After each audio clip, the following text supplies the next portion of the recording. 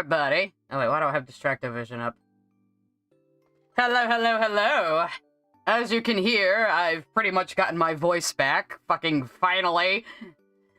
I'm still coughing a little bit though. True Peanut, why are you dissing the YouTube chatters? I'm pretty sure you were in the YouTube chat before. Yes. You can't fool me. Does that sound source only pop up when I... Yes, okay. Apparently OBS now has the ability to capture sound just from particular applications. So we are experimenting with that today. The music is coming from its own capture now.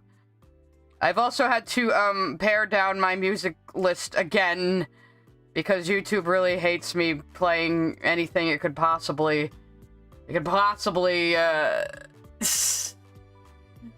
make money off of, I guess. hello everybody, hello. Oh my god. I'm still not... I wonder how I can pit you two chats against each other, because that would be really funny.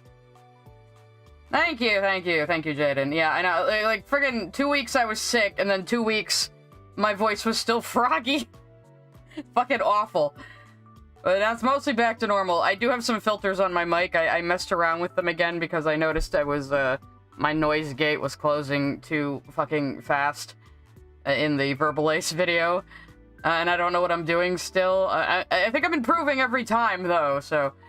Aw, thank you, Jelly. Well, that's alright. I'm flattered many of you find me good background noise, despite my inane ramblings. So, as you can see, I still don't quite have this part figured out, or this part. So we might sketch, we might color, I'm not that sure. I've obviously been doing a lot of inking, which I could have done on stream, I suppose, but... Yes, war! War against the YouTubians and the Twitchites. Bring us your caviar.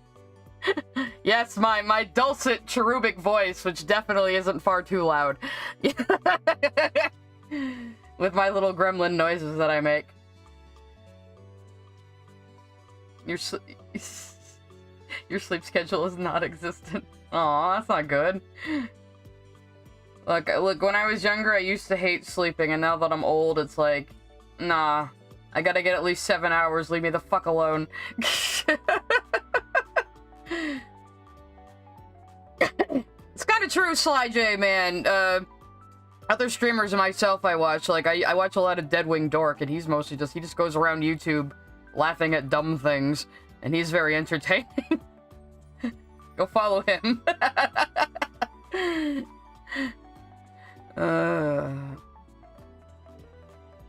Yeah, I mean, maybe sometime in the future, because like I said, like, oh god, it was like almost like 2 years ago now, Cougar mentioned maybe wanting to dub Switcheroo at some point, but obviously we're a little far off from that, and we kind of have to chase the YouTube algorithm, unfortunately, over on his channel. It's just how you make the bucks, especially in fucking January, which is the worst time of year for ad revenue. Oh yeah, I'm gonna finish with the second chapter. Jaden, I can say your name. That's great.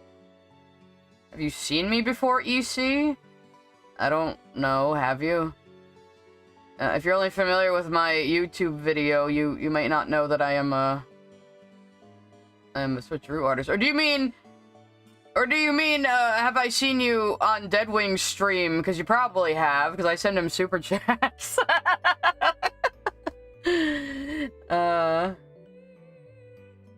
I'm so glad I can make you hyperfixate on Jasper. I hope you all enjoy this expression. She really enjoyed the fight, even though she's retreating. She's really enjoying it. Oh, in the chat. Oh, probably. Wait, you're in my chat. You must be talking about me. God. You still avoid sleep, Kaiser? Yeah, I don't know. I've been getting better at sleeping as I get older.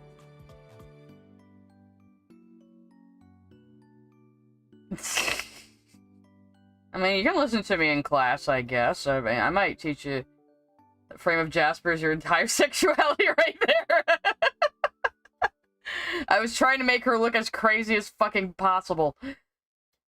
Basically, she's backing off because she knows that sword could poof her, but she's like, hey, bitch, I got what I want. You've been watching my Lilith video on repeat? Oh, thank you. I'm glad it's that entertaining to you. I mean, I've rewatched it a couple of times myself because I'm just a little obsessive like that. I have to make sure it still sounds good. But there was one guy who commented recently. I think I'm gonna color for right now while we talk. There was one guy who commented recently. He's like, it was like, actually, I could just bring up the comments. Hang on. Let's go to my fucking YouTube account real quick. I'm sure we won't hear double of me like when I go to my Twitch account. Actually, no, I can just go to my studio right there. What did this guy say exactly? Hang on. I have some new comments. Where is this dude? Where's this freaking dude? Where's this guy? I don't even fucking see it anymore. What the fuck? I'm probably looking right over it.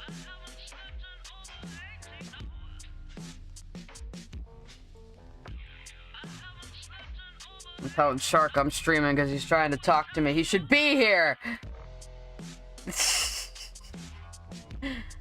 Anyway, this guy was like, oh, you're 40 years old and you're fawning over SU and taking it as like a personal attack, blah blah blah. I'm like, if you actually watch the fucking video, I criticize SU quite a bit. In fact, I usually get in trouble with other fans for criticizing SU. So, yeah. Oh wait, I have it on. I haven't responded. Here we go. One guy said he's watching the show because of me, so that's good. I like that a lot. Where's this guy so I can make fun of you, make fun of him for you? Oh, he answered me. He answered me, like 5 hours ago. What the fuck? Why didn't I see that? Anyway. Yeah. I just want to say you're 40 and you really need to grow the fuck up. A kid's show made for people a third your age and devote all your time and effort fawning over it. And he says he only skipped through the video a bit. And I'm like, as an example to this person, I said, I make fun of the fucking movie more than Lily does. Because Lily just lies about what the movie's about. And I'm over here, like, making fun of parts of it that, you know, kind of don't make sense in retrospect. Like, everyone just standing there while Steven and Spinell have their argument over the Rejuvenator. Like, there's like 8 people there, and then nobody could step in, apparently. It's just those silly little things like that.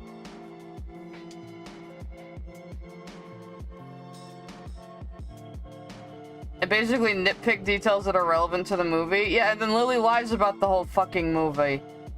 Okay. And they're calling me a bully and a narcissist, you know. They're calling me a bully and a narcissist in defense of Lily Orchard. Let that just sink in a little bit. And then there's this other guy, who keeps commenting. Like, trying to insult me, and I'm just telling him, thanks for the engagement, dog. Because, like, I'm trying to explain to him, it doesn't matter if your comment is negative, it's still engagement. YouTube's still gonna go, oh, hey, this video is still popular. Even if you say, like, I'm a fucking whore, bitch, slut, and you hate me, YouTube will go, oh, hey, this video is getting positive engagement. So, oh god, it's so funny. This guy says he's actually gonna watch the whole video and go through all the points where I'm wrong. You go right ahead, pal. You go right ahead. Keep making my video do better in the algorithm. It's like at 120K now, I think. It's insane. I honestly did not expect it to do that well. Probably a Lily supporter. Yeah, I mean, SU kind of changed my life too, because it got me back into art after a very deeply depressing period in my life. So, you know, I said this before on stream, but let people enjoy things, as long as it's not impeding their ability to be a productive citizen and impeding their ability to survive in life. Who the fuck cares? Who the fuck cares what people like? Ah, yeah, Hasbin Hotel. I am honestly amazed at how broad the appeal of Hasbin Hotel has been. Like, I figured it was still gonna stay kind of a niche thing even on Prime, but holy shit. I mean, it's good. My only problem with Hasbin so far is it seems like they're really kind of front-loading trying to introduce all of these characters, and there's so many fucking characters. There's like 20 people we have to keep track of now. That's my only problem. But I understand, it's like an 8-episode season, so they had to kind of balance, like, all the information the audience needs to know versus telling the fucking story, and it's a little in some places, but overall, I like it. I've enjoyed it very much so far. I'm underrated? Oh, thank you. I don't know what I'm gonna do for future videos. We'll have the Spinel impression. I'm not doing a Spinel impression, you might have just heard my accent. Because if you hadn't noticed, especially when I get kind of worked up, you can hear my accent pretty strong. And I have a very New York adjacent accent.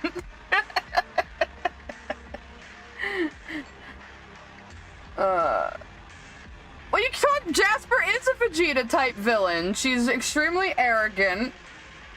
She had a high position in society. She talks a big game and then immediately gets her ass kicked. She's totally Vegeta.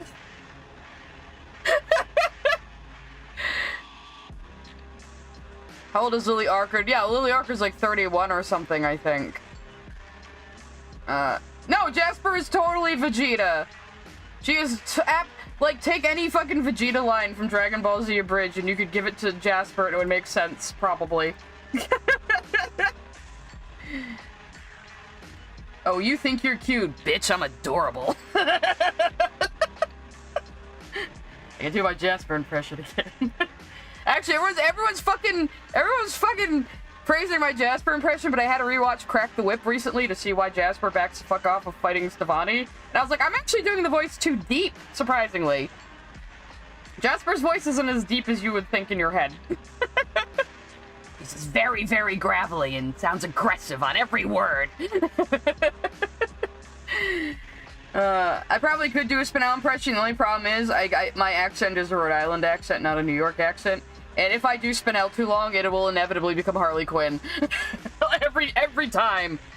It's like when I do really gruff voices, they always inevitably become David Hayter. Like my whole Witcher playthrough when I was making fun of Grout's voice, I just kept turning into Snake. I'm a Witcher on a con. Metal Gear. You only use Spinel when you're singing? I can't sing as well as Sarah Styles, and I will not try. Also can't voice act as well as Kimberly Brooks, but... Oh yeah, what is this? What is this? What is this? Is this making fun of Lillian Orcadio? Yes! Hang on, let's see what Kaiser has done, everybody. Let's see what Kaiser has done.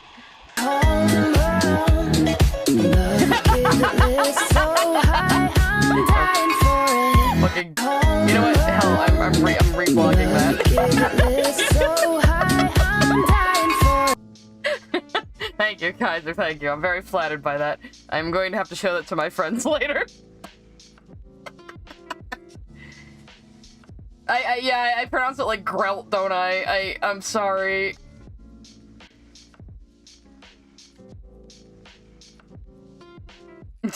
Give me fucked up ideas for your Patreon. Surprised I haven't drawn her in, I'm surprised I haven't drawn her in Harley Quinn's outfit. I kind of want to draw, actually speaking of Hasbin, I kind of want to draw Velvet, because, oh, big surprise that Sai would enjoy a crazy female character with pigtails who's abrasive. Oh, wow, yeah, wow. That's almost like, that might be one of my types or something. You stole it?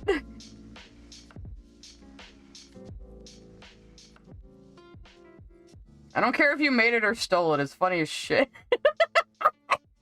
I'm looking at it again right now. That's why I'm giggling. Like, you're talking about, like, Harley's original outfit? Or, like, the shitty, like, modern ones they put her in, like the Suicide Squad one and the fucking Arkham games outfits that I hate. We're gonna have a lot more, fucking Hawaii Part 2 since I had to, like, erase most of my music.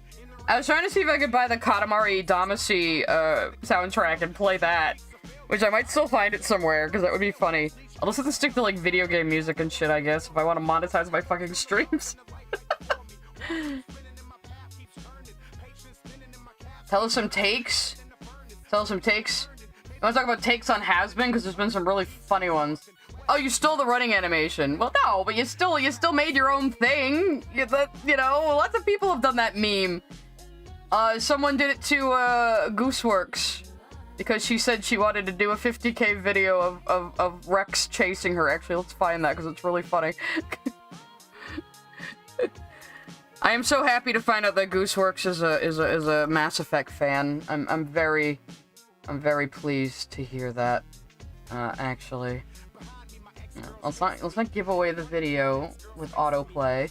So yeah, Gooseworks saying I should probably cancel that 50k commission of not Rex from Mass Effect chasing me around. It looks like it could lead to some bad PR that somebody fucking made this. Let's just full screen it.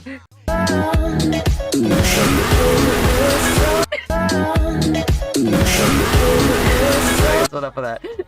That'll never not be funny, I'm sorry. Hawaii Part 2, the Hawaii Boogaloo. Yeah, fucking, I mentioned this before, but my... Sorry, I probably still haven't balanced the audio from, Chrome very well.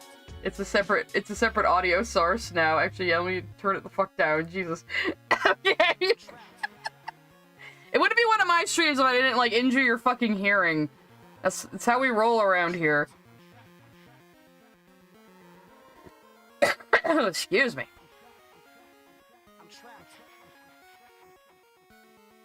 Forko Lemon. No, it didn't sound rude. I'm just, if I don't answer you, it's because I'm having trouble keeping up with the chat. That's all. It's hard for me to draw and read at the same time, and I have 2 chats. This is completely my own doing, of course. And I just hope my voice is coming through fine, because I was having trouble, like, with the mic filters earlier. And I was getting annoyed. I need to make friends with, like, an audio person who can help my stupid ass out. Yeah, like, fucking the first Arkham Asylum game, and they put Harley Quinn in that disgusting looking, like, insane clown posse nurse outfit. And I was like, what the fuck? That's so bad.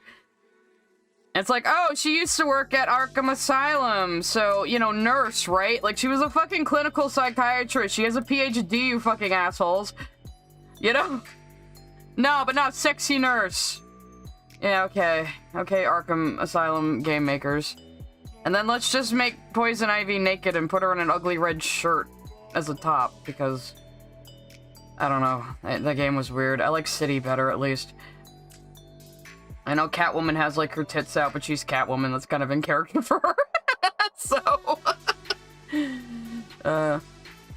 I haven't watched much. I mean, I watched Hasbin, because obviously we're going to be doing Hasbin Hotel, Hasbin Hotel content on Kuga's channel, so I had to fucking watch it. All my friends watched the leaks, and then by the time I was ready to, like, they'd already all been taken down, and I was like, you know, I'll just wait for the fucking official release. I do not care. I do love Husker, of course, because I love Keith David, and he's a curmudgeon with a heart of gold. I knew that would happen. I like Vox a lot, though. I like his complete lack of chill and his rivalry with Alistor. Oh, of course I've watched Cell of a Boss. Hello, girl, like your art. Oh, hey, girl, I love your art. Oh no, I love Hushkin, Alistor's song. It was my favorite one before Loser Baby. Of course I like Loser Baby, it's so good. I've seen all of Hell of a Boss. I enjoy it quite a bit. So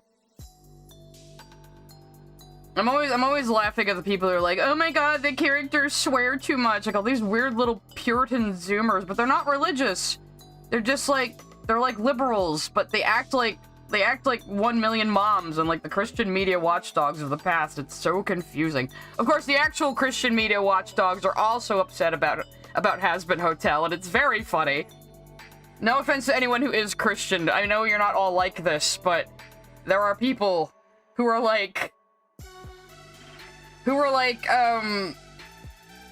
the show is propaganda for fucking demon worshipping and Satanism, and I'm like, let's see, what is this about? What did you send me? Kaiser's always sending me weird shit. Who names their pet Fat Nuggets? I don't know, have you talked to any cat owners? Ever? Let's see, in this game, the squad has to suit up. Harley finds her AK suit, gets disgusted with it, runs off, grabs some jackets and pants, and comes back with a new outfit. Okay. Get your prison garbs, and then you evolve to the Task Force X outfits. Yeah, right. I was thinking something more fashion forward. Get your prison Well, that is just basically replacing it with the Suicide Squad outfit, so are people complaining about this? I wouldn't be surprised. But... what do you mean, an insult to the classic version? Her classic outfit doesn't look anything fucking like that! She used to have a hat, guys! Have we forgotten what Harley Quinn started out looking like? That's her classic outfit, assholes. Why don't we get that anymore? It's fucking perfect. It's simple. It's iconic. It's still skimpy. It's fucking skin tight, if that's what you're worried about. Like, why don't we ever see her in this anymore? Yeah, the Arkham design is just fucking awful. I'm sorry. We used to be a cultured society. We liked Harley just the way she was back then. We had no problems finding her hot, okay?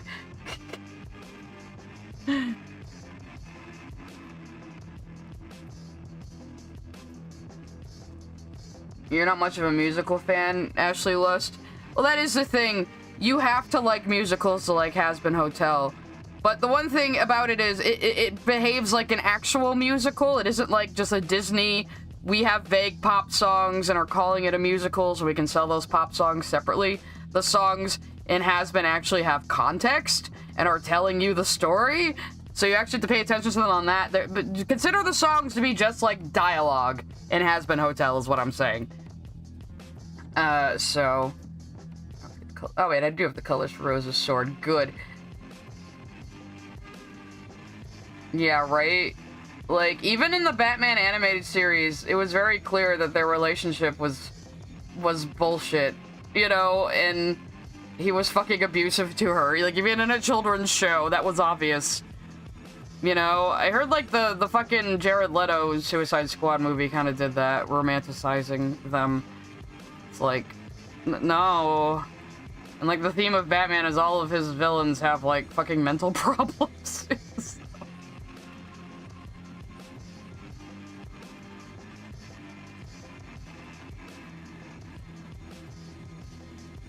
Yeah, she was a Harlequin. Derp-a-doo.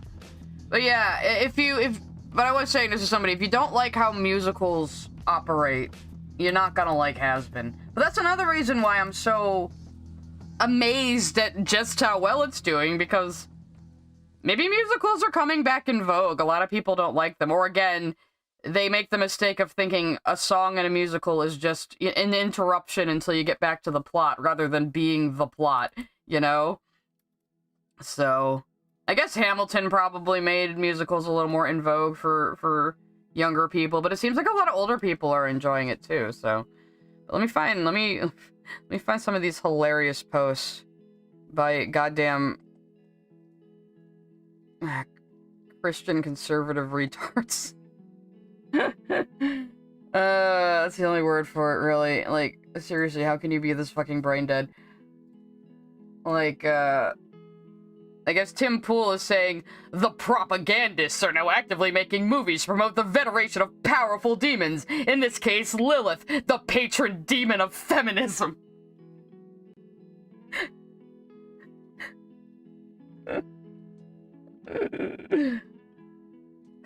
Of Jasper media recommendations? Actually, not many. I don't know many people who actually ship them, and I kind of enjoy the ship more in my own AU than, like, as the canon. I kind of ship Canon Spinel with Pink Pearl, actually. It makes sense in my head, okay? Anyway. Well, you know, feminists have used Lilith symbolically. You know, some feminist schools of thought and groups have used her symbolically, but, bro, she's not real. Not even by your own religion's standards is Lilith real. She's not scriptural, she's apocryphal folklore. So, she's not even part of the Christian or Jewish tradition. So, what the fuck are you talking about? I'm a goddamn Reddit Fedora atheist, and I understand this. You know? Wait, I need it to be above that panel, but below that panel. Okay, oh, I did it. Yay! Problem solved! I wanted her pigtails to overlap the panel, because I like overlapping panels sometimes. I just have no border for this one. The page is just gonna... Her pigtail might get cut off. I might have to move it. Huh. I actually have to rethink that a little bit. I forgot, like, the actual width of the page. Well, of course, being a feminist should be a problem to a dude like Tim Pool who thinks women should just be, you know, fuck servants, probably. So... But yeah, Lilith is not even, like, a real scriptural character. And, like, this is fiction. Of course, I would say your whole religion is fiction because I'm a fedora atheist. But also, this is super fiction, like... And you know what? I was joking in another thread about this. Because there was a whole nother thread of Christians mad about this. Saying, oh, this fan art is so fucking good. fucking Blitzo taking over Katie Killjoy. Because it's Brandon Rogers now. You can see, I've been in a lot of fucking discourse. Like saying, yeah, people can like Valentino, calm down, son, it's just a fucking drawing. Yeah. Lilith isn't in the Torah. She's not Talmudic. She's. I think the origin is Semitic tradition, folklore, but she's folklore. She's not scriptural. You know, so like, get the fuck over it. Oh yeah, this was the thread. Somebody did Adam quoting it like. Also, notice they bring the idea that once you are in hell, you can work your way out, which is a lie!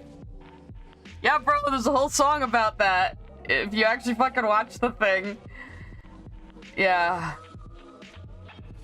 So, here's me saying, y'all realize this is completely fictional work based on religious mythology, right?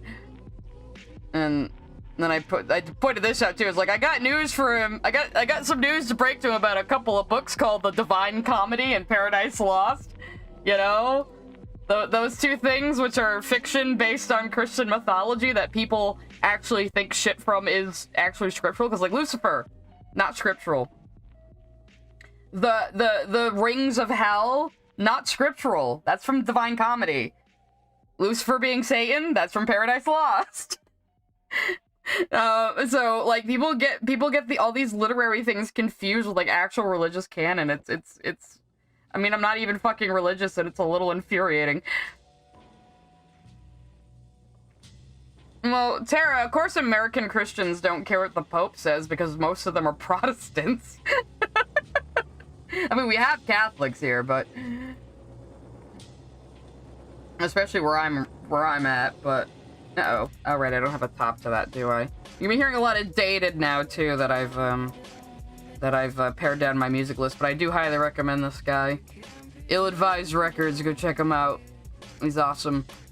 Oh yeah, I'm above that panel, too. God damn it, I'm fucking myself over here.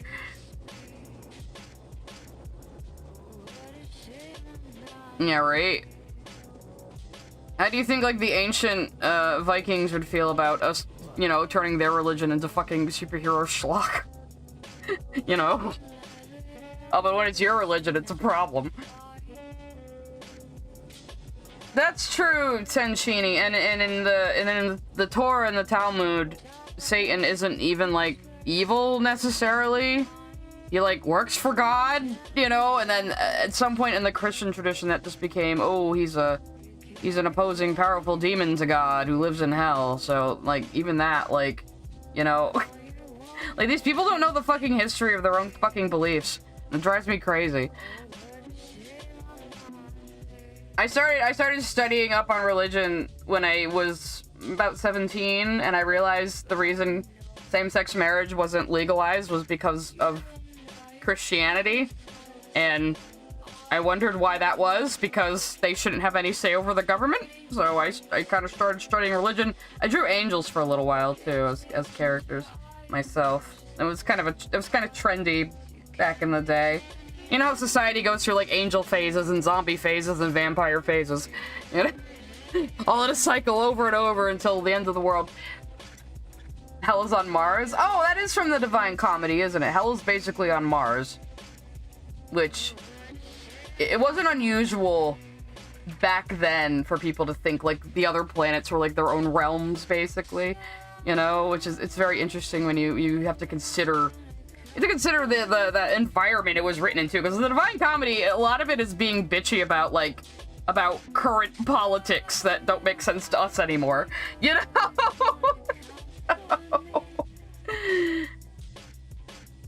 Wait, are we talking about Jesus Christ Superstar? Yeah, there's another one, right? How come those aren't problems, but fucking Hell of a Boss and Hasbin Hotel is? And it's funny that they're like categorizing it as Satan worship or demon worship, when it's like, it's very clear that being in hell is bad and being contracted to a demon is also very bad. You know, like, it's not a...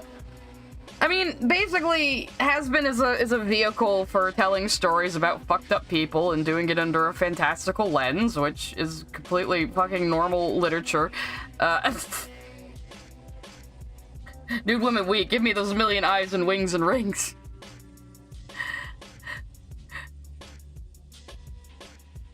Didn't Christians try to have John Milton tried for heresy during time for writing Paradise Lost? I mean, probably. Same shit, different century, right?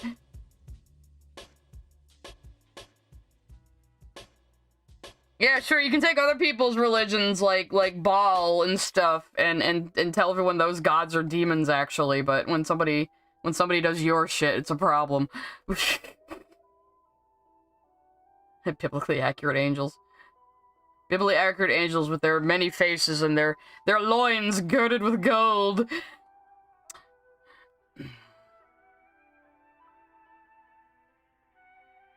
The whole point of Hell of a Boss is Blitz is kind of an asshole. I've always liked Hell of a Boss more as a concept than Hasbin Hotel, because the whole archetype of a group of misfit characters who are really, really bad at their jobs is always very funny to me. So, of course, I like Hell of a Boss. Yeah, I have heard, like, lore-wise, like, the angels' faces in Hasbin are actually masks or something. Like, I guess they're like executioners' masks. That would make fucking sense, wouldn't it?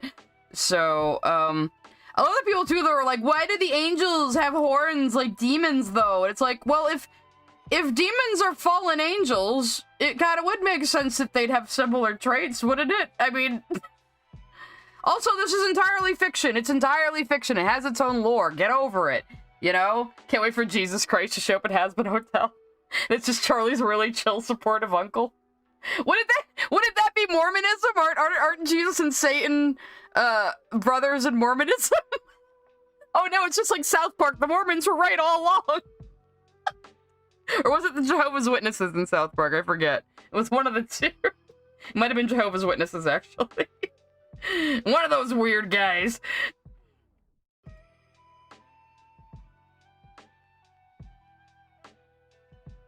Oh, when an angel goes to hell, they get a hell form. That would also make sense. Actually, that's straight out of Paradise Lost, too, where spirits' forms will change depending where they are and, you know, on their own mental state and shit. So, yeah. Those books were pretty, like, Divine Comedy and Paradise Lost are both pretty ahead of their times in terms of, like, imagination, really, you know? It's good shit. I've at least read Inferno. I don't think I ever read the entire Divine Comedy, but I've seen Wendigoon's video on it, which I highly recommend. Very, very good. Wendigoon, just in general, is very good. God is Charlie's grandfather. Is there a god necessarily in Hasbin, or is it just, like, groups of angels? It wasn't entirely clear. But then again, for all we know, the story Charlie is telling at the beginning is an unreliable narration. It very well could be. And I love people that are like, oh yeah, we're talking Hasbin. I love people that are like, well, first you have this guy who's like, oh, they're making it like you can get out of hell, which is wrong. And then I saw Sarcastic Chorus had a video where he said like, oh, they destroyed the premise within 2 minutes because the hotel isn't important. And I was like, wait a minute. Even from the pilot, you could kind of tell that the whole hotel idea was kind of overambitious and probably not going to work. And Charlie's a little delusional. Like, has that not always been the joke? You know? Like... whole point is the hotel isn't working very well, and Charlie is, like... Charlie is very sheltered and very optimistic and very much out of her depth. You know, like, that's pretty fucking obvious. Let's see, I read the part of Divine Comedy that had artwork in it. Art sold the horror of the hell pretty neatly. Yeah! Illustrated stuff is cool. Oh, sorry, the cherubs do mention God. I love the cherubs in Hell of a Boss. I love that episode. I don't care what anyone says. That episode is fucking hysterical. I love it. And that's the thing, people also gotta understand, like, it's still a dark comedy, you know? It's still a fucking dark comedy. Honestly, I don't care about the VA change at all. I wasn't very attached to the pilot. Like I said, I've always liked Hell of a Boss more. So... I think all the new voices are very good. I think Roman Blake especially, holy shit. Like, yeah, he was good as Angel at first. Like, he sounded like Michael Kavitsky, whatever the fuck how you pronounce his last name. You know who I'm talking about. Jax. Let's call him Jax. He sounded a lot like Jax. But then he got to the dramatic parts, like, especially when he was yelling at Charlie, when she was trying to help him. Like, she had the best of intentions, but she does not understand the situation he's in at all, because she's a sheltered Disney princess. And, like, we had to do that dramatic turn. It was like, holy shit. Like, just such good acting. And, like, just the way Angel's tone changed, and the way his accent was coming out stronger because he was irritated. It was just so good. You know? And, of course, I love Keith David as Husk. I love Keith David in anything. I love Keith David. I grew up watching Gargoyles. Keith David was my childhood. And he was also Admiral Anderson, and I play an Earthborn Shepherd, so he was basically my Shepherd's father figure, and yes, I cried like a fucking baby in Mass Effect 3. I also yelled at him to get on my fucking ship and be part of my squad for once. Again. Remember in Mass Effect 2, I'm like, come with me, Anderson, and he's like, Shepard, I'm too old for this, and I'm like, Anderson, you're like 58. Humans live to be like 120. Get the fuck on my ship and be part of my squad. Yeah, Keith David's Admiral Anderson. You didn't know that, Skrill? Yeah, he was Spawn, too. He was Spawn. He's been a lot of things. How did you not recognize his voice, Skrill? I mean, he's got a very distinctive cadence. But yeah, he's Anderson. Best space dad. Helps you steal your own ship to save the day in the first game. He's great. And like I said, since my Shepherd is Earthborn... That means she's an orphan, so I always saw Anderson as, like, her father figure, so... And he was already voiced by Keith David, who, to me, again, was the Goliath in fucking Gargoyles, so... Just me like, ah! It's like, ah, childhood father figure is now my Shepherd's father figure, ah! But... So...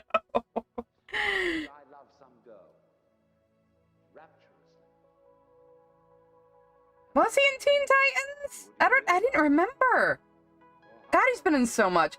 Like, Keith David is one of those people who, even though I know he's done a lot of voice acting, I still think of him as a live-action actor rather than a voice actor. It's like Clancy Brown, too, for some reason. It's like, I still think of them as live-action actors who do voice acting on the side, whereas these days they actually do more voice acting than live-action acting. You know? Oh, you played the Polish version! Oh, Skrill, when I start game streaming again, I do intend to at some point play the Legendary Edition. So we will do Mass Effect whenever I start game streaming. So I can have a 3 days of game streaming a month and get affiliate on Twitch. And I've wanted to go back to game streaming anyway because it's fun. Yeah, a lot of people were pointing that out, Nix, that Zestio might be making a double entendre there. Fell into holy arms could either mean he's fallen in with Lilith or he literally got, like, murked by fucking holy weapons and Lilith saved him. But either way, both the pilot and the show, it seems like Alistair has some relation to Lilith. And that he maybe is acting under her orders. So, which is why he's, like, helping Charlie, but he's also clearly bitter about helping Charlie. Which is really funny. Oh wait, which color do I have here? Do I have the inside or the outside color? I think I have the outside color. I'm too busy paying attention to the chats to draw as usual. Yeah, no Disney movie got nominated for the Oscars, which is pretty funny. Like, I don't care about the Oscars at all, but I love to see Disney eat shit, so I'm happy about this. Yeah, Keith David is like Patrick Warburton. You can just tell, like, yeah, or J.K. Simmons. He doesn't change his voice. You can always tell it's him, but he's such a good fucking actor. You know, it sounds like a different character every time anyway. All of them are like that. I don't think he is Lilith, but he's definitely got something to do with Lilith, because they've been gone the same period of time, with no explanation. So, I'm buying into that theory, for sure. I know the feeling, so I have ADHD. Yeah, I mean, I have autism, but my brother's girlfriend has ADHD, and me and her talk a lot about the overlap of symptoms. Actually, she was showing me some neat earplugs she has the other day. They're earplugs that make that cancel out distant noises, but still let you hear things up close. If you have audio processing issues, it helps you focus on what's right in front of you. Because for me, I have the audio processing issue where I hear everything going on around me, no matter what. I can't choose to focus on one sound source. So, and she has a similar problem with her ADHD. So it is interesting how much they can overlap like that. And some people have both. Sometimes I wonder about myself, honestly, but I don't know if I'm gonna bother getting tested for ADHD too. I think they might have actually tested me for it back in the day. They said, well, it's not that, but they also didn't think it was autism because it wasn't very widely diagnosed in girls at the time. I did get diagnosed with Asperger's when I was 14, but now that's been folded into autism spectrum disorder, so I just call it autism anyway. So, whatever. I always thought fucking Asperger's was related to autism anyway, even back then. So, let's see, what is everybody saying? You hate how Wish looks? Oh, we can talk about Wish. I actually went and saw it. I did a stream on it.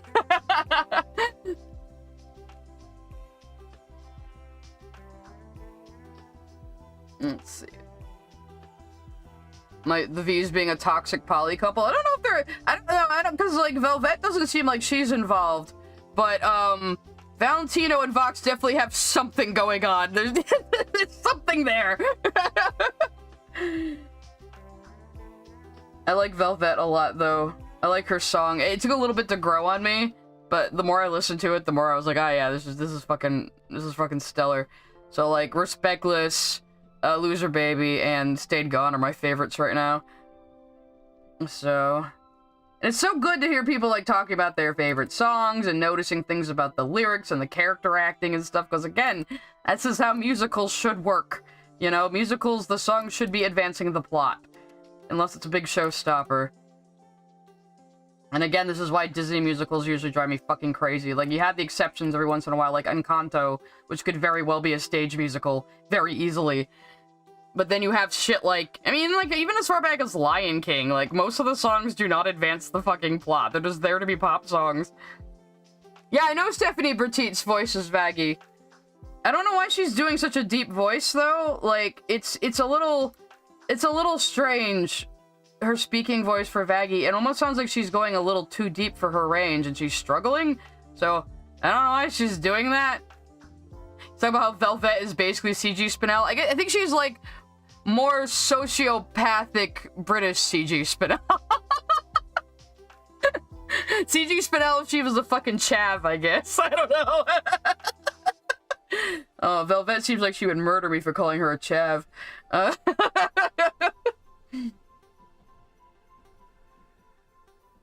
You hear a very high-pitched noise for most of your life, turns it can just hear higher frequency. Oh yeah, I get that moniker. Like, I can hear when a TV is on, even if the volume isn't on, because I can hear the buzzing of the TV screen. So, it'll drive me crazy, too, until I find the source and turn it off. And, like, when I was in school, if, like, somebody next to me was tapping their pen, I could not fucking concentrate on anything, and it drove me crazy. And I still can't stand, like, thudding bass through a wall. Those are, like, my freaking oddest triggers. Remember everything with perfect accuracy? That's scary. Wait, buzzing's not normal? It could be tinnitus. If you get a buzzing in your ears at all times, it could be tinnitus. The Tinkaton Pokemon? Oh, I think I know which one you're talking about, Akendok. I ain't very familiar with Pokemon. Yeah, with Go Carnival, I don't think she was even that deep in fucking Brooklyn Nine-Nine. It's like, it sounds to me like she is struggling to go that deep, and it's a little distracting. And it kind of impacts her acting, I feel. Vaggy's like the weakest character to me right now. But we'll see. What about Pal World? I don't think anything in Pal World is actually AI. I think people are just making that up. People seem to really overestimate what AI is capable of. It's kind of nonsense. Like, what are they saying? Like, AI was used to make the models? Or AI is used to control the character behavior? Because that's every video game. You know? And also, you know, we're calling things AI that aren't actually artificial intelligence. Which drives me crazy, but I gave up. I gave up trying to differentiate between, like, you know, image GANs and machine learning and machine algorithms and fucking actual AI, which we do not have yet.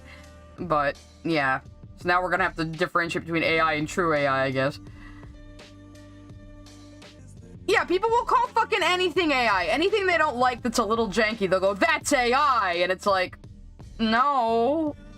At what point, like, why do you think AI is capable of that? It's like when people saw, like, we were talking about Wish a minute ago, a Wish promo that had been AI upscaled, so it looked a little fucking freaky. People were like, look, this whole image was generated by AI. And I'm like, there is no possible way AI could generate an image of those characters with their accurate outfits and designs unless they had, like, a proprietary system that was programmed to just make those characters and nothing else. You know? Which I don't think Disney has. So, it's just fucking stupid. Like, you can hate AI, you can be against it, but at least understand how it fucking works. You know?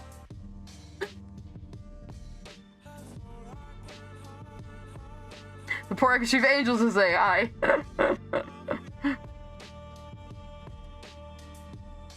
Well, some people before, like, it's the way some painting brushes in art programs work on an AI algorithm. You know, how do you think these things manage to simulate real paint? They use a fucking AI algorithm. Ugh, these fucking Neo-Luddites drive me crazy. Like I said, you can be against the use of AI in certain situations. You can be against the use of AI whatsoever if you want to, but at least understand how it works before you get pissy at it. Ugh. Okay, who cares if they had a game about AI? Like, all that matters is this Power World thing looks fun. And yeah, a lot of people are comparing it to Pokemon, but to me it looks like Ark Survival Evolved. And from what my friend has told me, it plays like a less pain-in-the-ass version of Ark Survival Evolved. And, you know, it's kind of a memey anime game, so I'm like, yeah, I probably will end up playing it. A lot of people are telling me it's fucking fun. Of course, I destroyed my fucking car tires last week, if some of you might recall, so I probably won't buy it anytime soon. Because that was expensive. K-Marriage being banned was AI, yes. It's like the people who burn down 5G towers because they think it causes COVID somehow. Like, you were just the most fucking scientifically illiterate goddamn Neo-Luddite idiot people. I don't... like, people just want a cause to scream about. They don't care if it makes sense. I don't understand people like that. Like, as we say on this stream, do what I say, think for yourself. I'm a free thinker. I will assess information as it is given to me and not automatically believe someone when they say thing bad, which some people don't like about me, but too fucking bad. I will come to my own conclusions on things, and if you don't like that, well, okay, bye. And you can still, like, you know, like someone and be friendly with them, even if you disagree with them on a thing. Like, it's really, like, people have forgotten how to behave in civil society, I think. Yeah, artificial. And I never cared about Pokemon. Like I said, I'm interested in Pal World because it looks like Ark. It looks like a better, more fun Ark that would actually let you have a fucking zoo of animals. Because in Ark, they want you to discard the animals as you go along and get bigger ones and then do the endgame, and I never fucking cared about the endgame. Ark is such a time sink, though. I have vowed never to play it again. So, but if people can get me into Power World, hell yeah. What, Skrill? Have you sent me something? Okay, you haven't. Not yet, anyway. You got trouble in the bakery for liking someone? 50% of people have an IQ of less than 100. That's true. There's like the George Carlin thing. Is like, think of the stupidest person you know and realize that most people are even stupider than that. You use a fox as a flamethrower? Okay, you've sold me. Yeah. Well, that's my other joke. It's like, why use AI when you can use Sai? You give me a prompt, and even I don't know what's gonna fall out of my fucking head. You know? I am merely a vessel through which genius flows.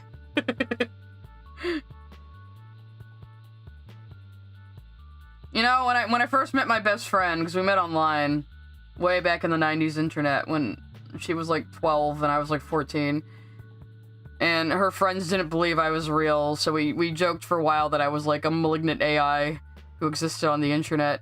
I could still very well be, for all you know. Maybe I'm completely artificial. Who knows? I am gonna become a VTuber eventually, so... Personally, I don't want to be on camera. I like sitting around in my pajamas. I'm not very expressive. I'm not very interesting to look at, so... I would rather be my little gremlin. You just want a dinosaur game with a Spinosaurus in it? Look, dude, get the Jurassic Park Zoo World game. I got that a little while ago and I haven't played it yet, but it's like, you know, if I just want a fucking zoo of dinosaurs, I could just play this instead of playing Ark. Of course, I can't hunt down the dinosaurs and tranquilize them myself, I suppose, but who knows? My hologram in New York was very convincing. Yes, Skrull, I fooled you. I've been artificial all along. Skrull and I have actually met in real life, so... Damn it! You're here to contradict me? That I'm a real person. I don't know, I would trust self-driving cars over the average fucking motorist, to tell you the truth. I'm looking forward to us having self-driving cars. I can't get anywhere in this fucking town without being annoyed by people driving at speeds I do not approve of. We should all be going 40 miles an hour at all times. I don't understand why no one else can figure this out. Use trains, yeah. Maybe we'll just use segways. It's the future.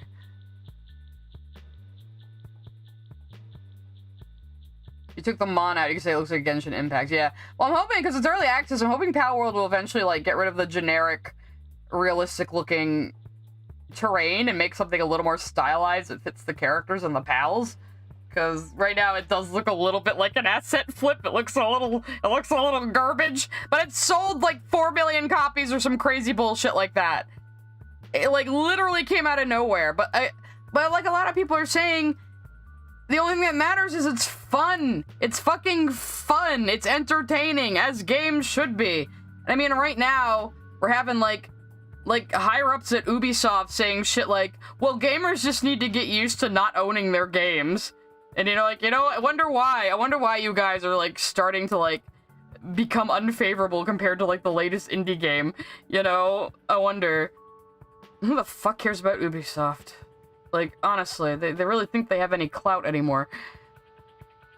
The guys ruined Assassin's Creed. I used to be really, really big into Assassin's Creed. Until Black Flag. Black Flag is a very excellent pirate game, but it is not an Assassin's Creed game. And then after that, it just became, like, action, generic action, historical fiction, but also with, like, fantasy shit. And it was like, okay, so this isn't even the same series anymore. I mean, I don't mind that they killed off Desmond, because nobody liked him, but... I actually laughed when it happened. But...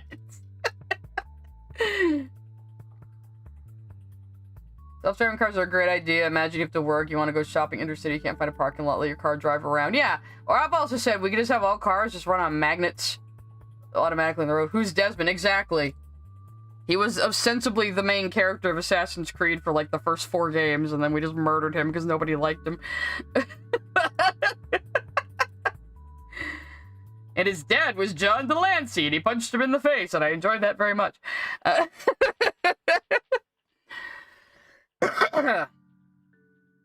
Yeah, right. Mostly these days I've been playing No Man's Sky, and I've been playing various little indie games I like little shopkeeping games and city building games and cloud gardens and stuff like that. So I still need to finish Season, A Letter to the Future.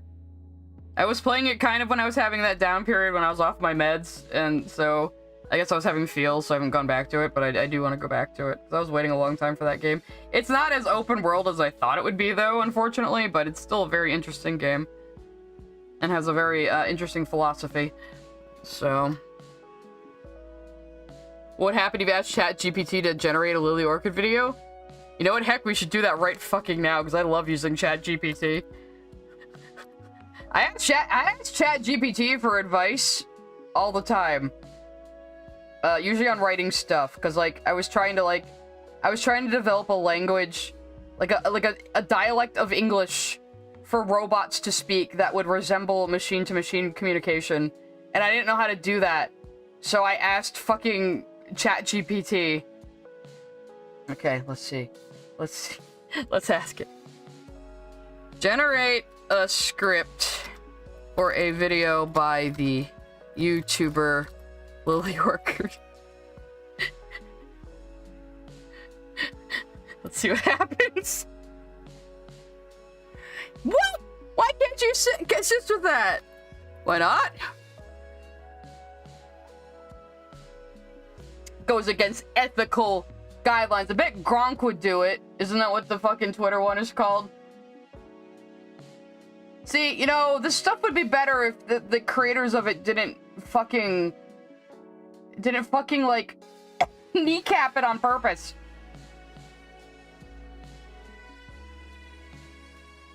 Let's see, well that's no fun. I understand your sentiment.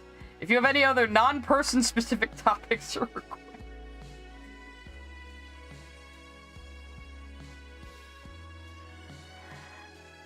Fine, ChatGPT. Ruin our fucking day, why don't you?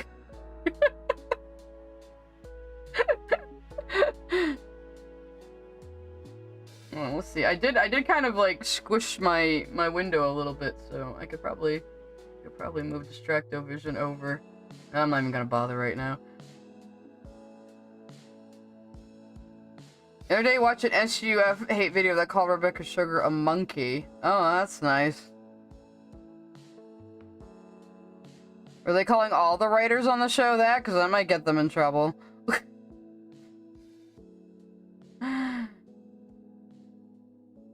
Honestly, people's hate boner for SU is so confusing to me. Though, I guess some people have theorized the problem a lot of these people have with it, and it tells them that people can change, and you can change people's minds, and people can actually improve and get better and learn, and they don't like that idea, because these other sorts of people like the idea that if you do something wrong once, you are evil forever, and you are an acceptable target for abuse, and people can just send you death threats, and they're helping somehow by sending people death threats and threatening them and intimidating them and being mean to them and calling them slurs. You always see that. Like these fucking up their own ass types who act like they're so progressive and so morally justified. The second someone disagrees with them, out come the slurs. And it's like, you don't even understand a single goddamn thing you're doing, do you? You know?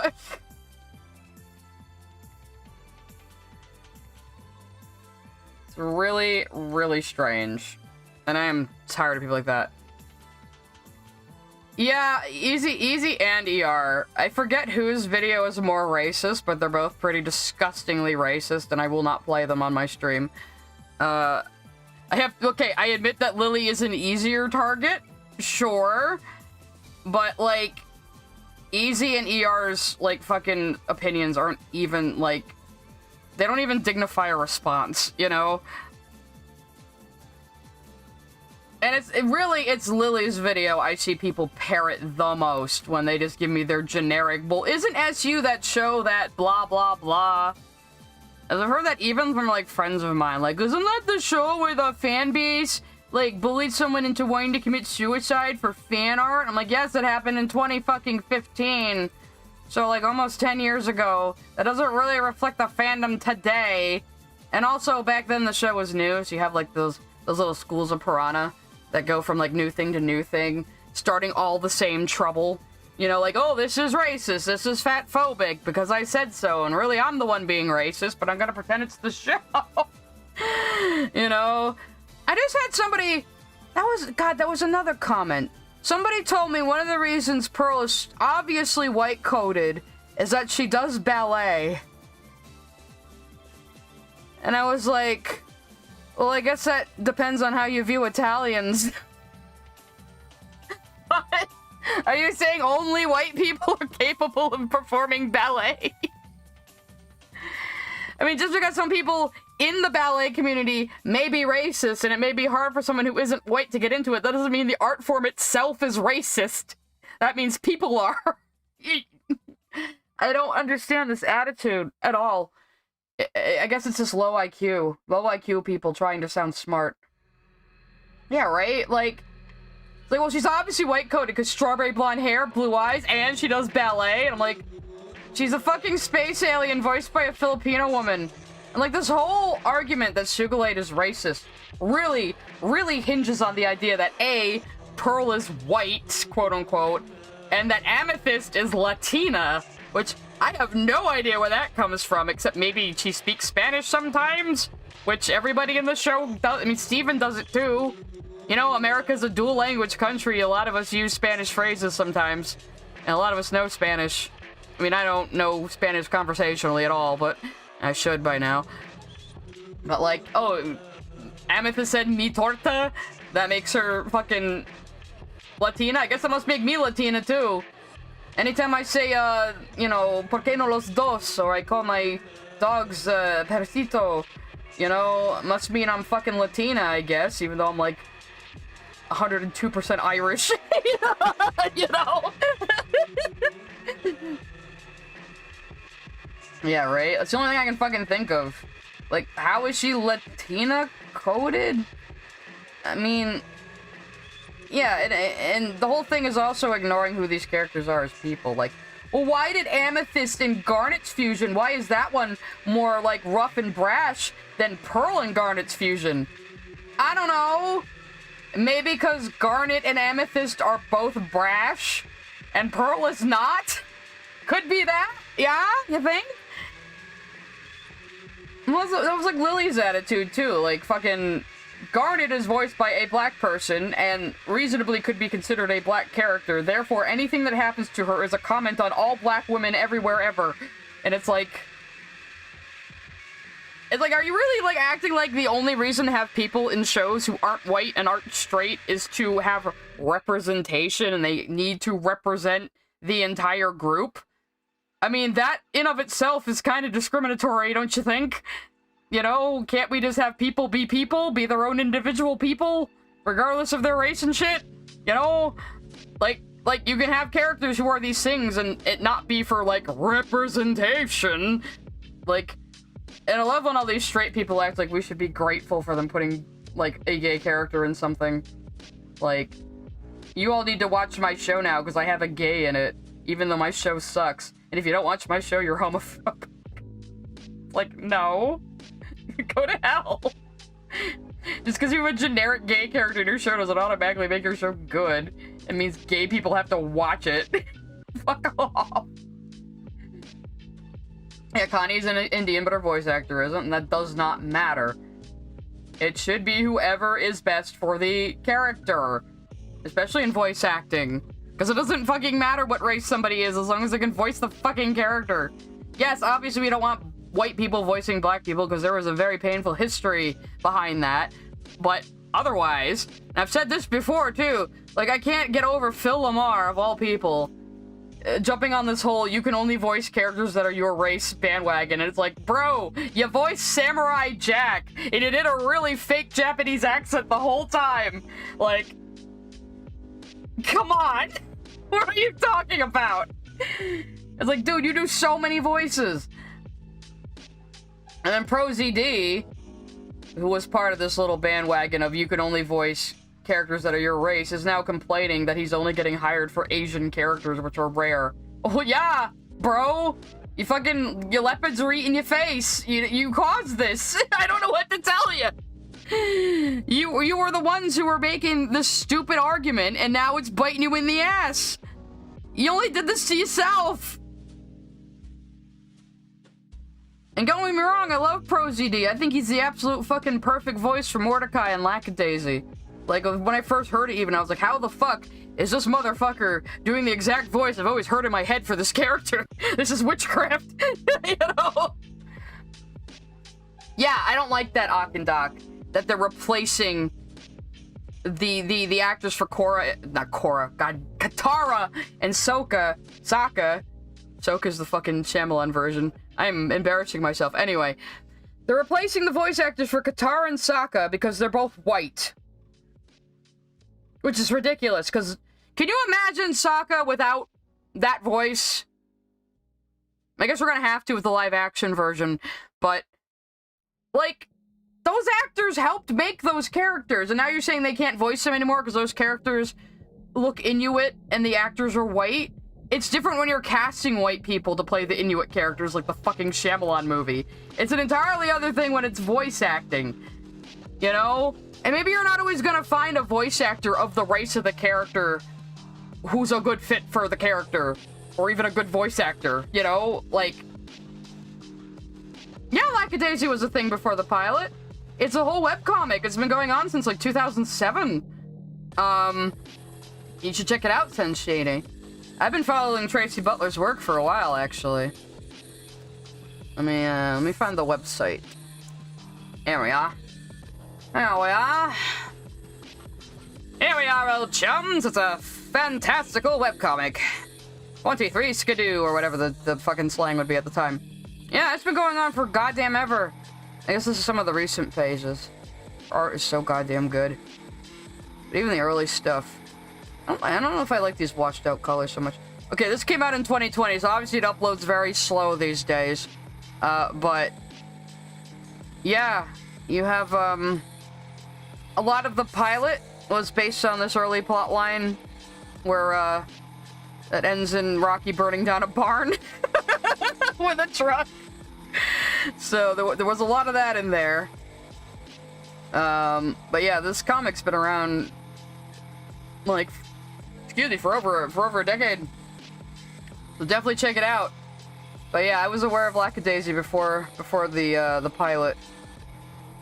Not to be a hipster about it.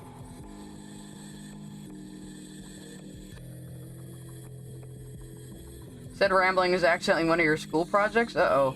Did you accidentally, like, turn on the voice to text and now you have my fucking rambling in your paper? That'd be pretty funny, actually. Oh, yeah, her art is fucking incredible. Like I said, I've been following Tracy Butler's art since, like, 2008 or so. Back when she was on DeviantArt. Well, I think she's still on DeviantArt. And she is so talented. Oh, you're still new to my channel? I do have a Discord server. It's really quiet right now. I only offer it as part of, like, my Patreon at the moment. Because I don't really want, like, a public server just anybody can access, so I'm sorry. So if I do channel memberships for YouTube, I might also do the Discord as part of that, but I want to clean it up first and actually make it something worthwhile to be in. I wanna do, like, a chat that has, like, for art advice and for, like, redlining. So if you want a sketch of yours redlined with some of the artists there, you can ask.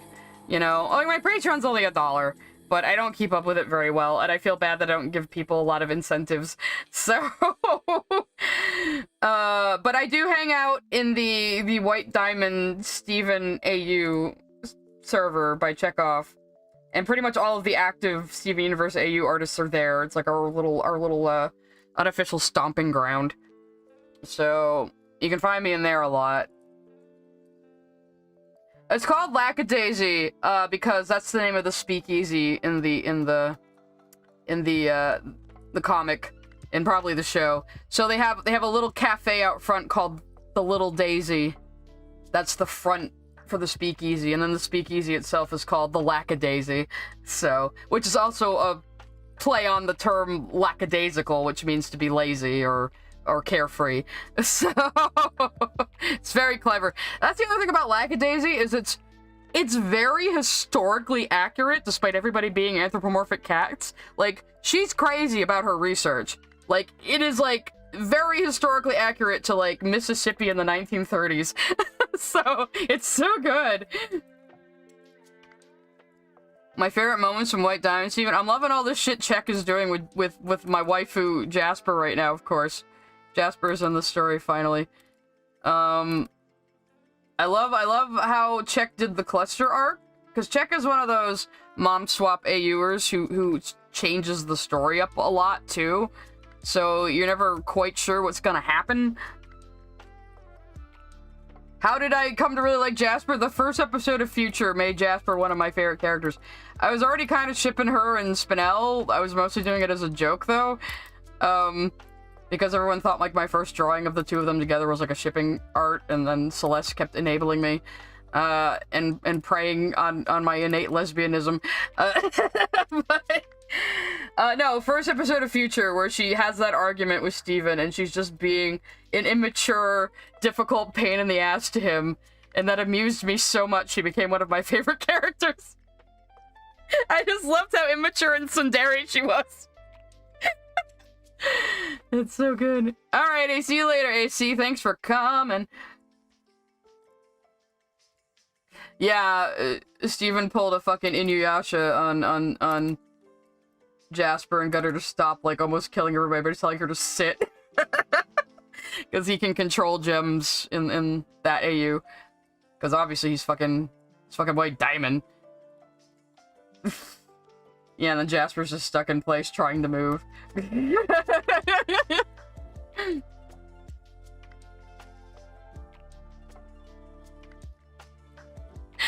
I went down the pipeline of seeing you in the WDAU server, and then not realizing you made the Switcheroo AU, and then watching your SU video. That must have been very confusing for you. A lot of people are like that. Like, what, you're Switcheroo? Oh my god! I've had a few YouTube comments like that too, where like, you can't just like hit me in the middle of the video that you're the fucking Switcheroo AU artist like that. I think a lot of people were just listening to, and then I went into like my little advertising spiel there, because I might be a little more Machiavellian than I let on sometimes. You shocked White isn't deceased? Yeah, White is seemingly still in Steven's mind. Though in Czech's AU, we have no goddamned idea why White made Steven. It's very confusing right now. It's like, okay, what even was her plan here? You know, what was she trying to do?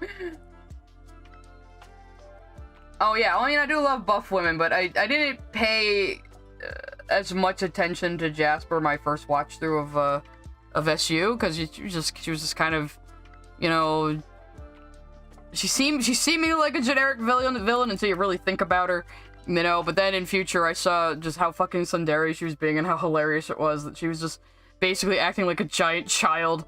That I was like, okay, I'm gonna go back and study her character a bit more, because like, she's really funny.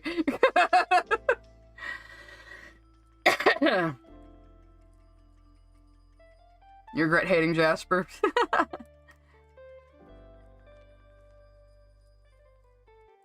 Yeah, like, I can't monetize the Lily Orchard video, but it sure is a boon for advertising my social media accounts.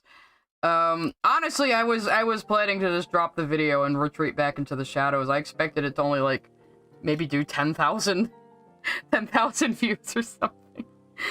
But now I have an audience on YouTube, so here I am. I mean, I have tried to dual stream on YouTube before, but, like, people just weren't showing up, so I stopped. But now I got all you people here, so might as well. Yeah, I use the same PFP most places for a reason. I'm very much on branding myself. You have Clip Studio for Android? I find it hard to work on tablets and phones still, but I do like Clip Studio for my tablet. I have a little iPad mini as my as like my Infinity sketchbook, so I have Clip Studio on that too. And then I can send files back and forth across the cloud. It's very convenient. I'm a big evangelist of Clip Studio. I don't even use an affiliate link, which I probably could and should, but I will I don't even need an affiliate link. I will tell you to go get Clip Studio because it's really good. A bit of a learning curve. There's a lot of functions in this program, but honestly, it slowly ate away everything I used Photoshop for. I used to maybe ink in Clip Studio, but color in Photoshop. Then I started coloring in Clip Studio. And then I started doing fonts even in Clip Studio. So I use Photoshop for nothing art-wise anymore. So maybe like color grading. But if Clip Studio ever got adjustment layers, it's so Jover. I don't even know what that means. I'm just saying it.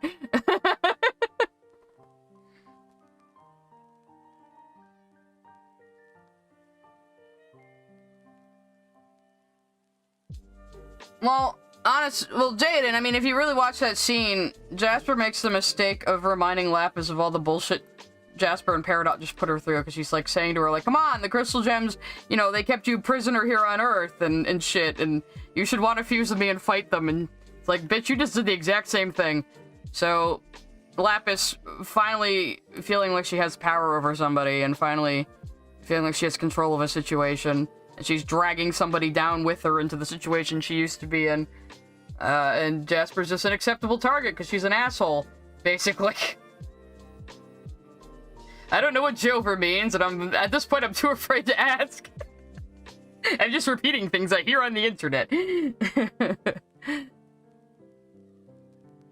Yeah, in the dream sequences in White Diamond, Steven, he doesn't have his gem in the dreams, and White is presumably a separate entity. It's very interesting. So, yeah, I have Procreate, and I haven't really learned it still, but I really need to give it a try, especially with the animation program they have now, which I know is a separate program, but still, I think it would be worth it. I don't know, it's just, I'm so used to working on a desktop, it just throws me off to work on a tablet and things. It's just so different, even though the touchscreen can be very convenient sometimes, because my Huion doesn't have a touchscreen.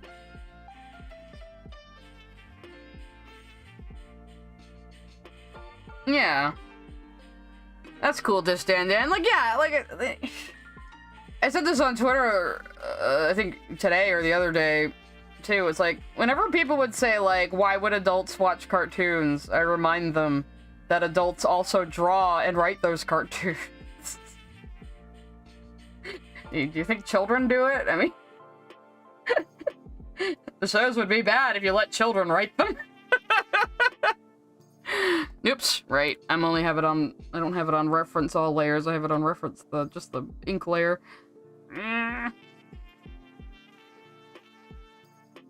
Oh yeah, I put the soundtrack for Kind Words back on my music list, which is a cute little game. I guess it's kind of a game. It's like lo-fi beats, and you write letters to anonymous people asking for advice. It's very cute and chill. And then you give each other stickers. I guess they're making like a city version now too. It's gonna have like, you can run around, I guess. It's weird because you would think it would be abused more by like trolls. You think it would be griefed more, but it's really not.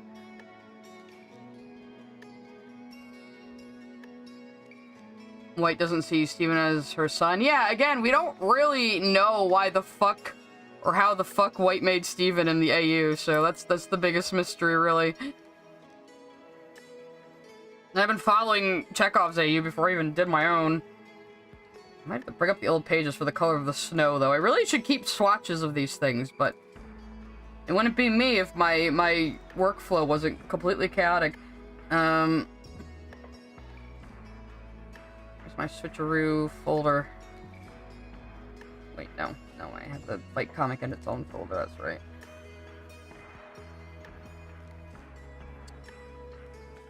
Where's the one where I did a lot of backgrounds? Let's take the color from that.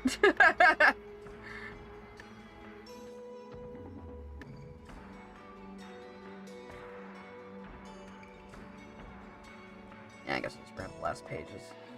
Well, these aren't even the last pages. But I'll bring up this one for reference. There we go. Yeah, like, you wouldn't be able to remove Steven's gem and the white diamond Steven AU because, like, his head would just cave in. As funny of a visual as that would be. Because I'm terrible.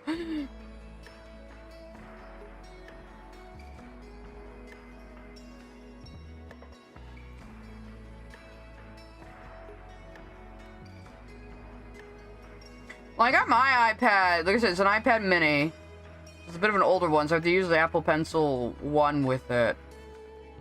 But I got it refurbished on eBay for like $400. Honestly, go to eBay, look for sellers with high ratings that have refurbished things or used things, and fucking get your electronics that way. I'm telling you. Even my cell phone is a iPhone 12 mini, because I like my phone smaller. And I got that on eBay refurbished for like $300. So, and I was able to just switch it over to on my my AT&T account, so.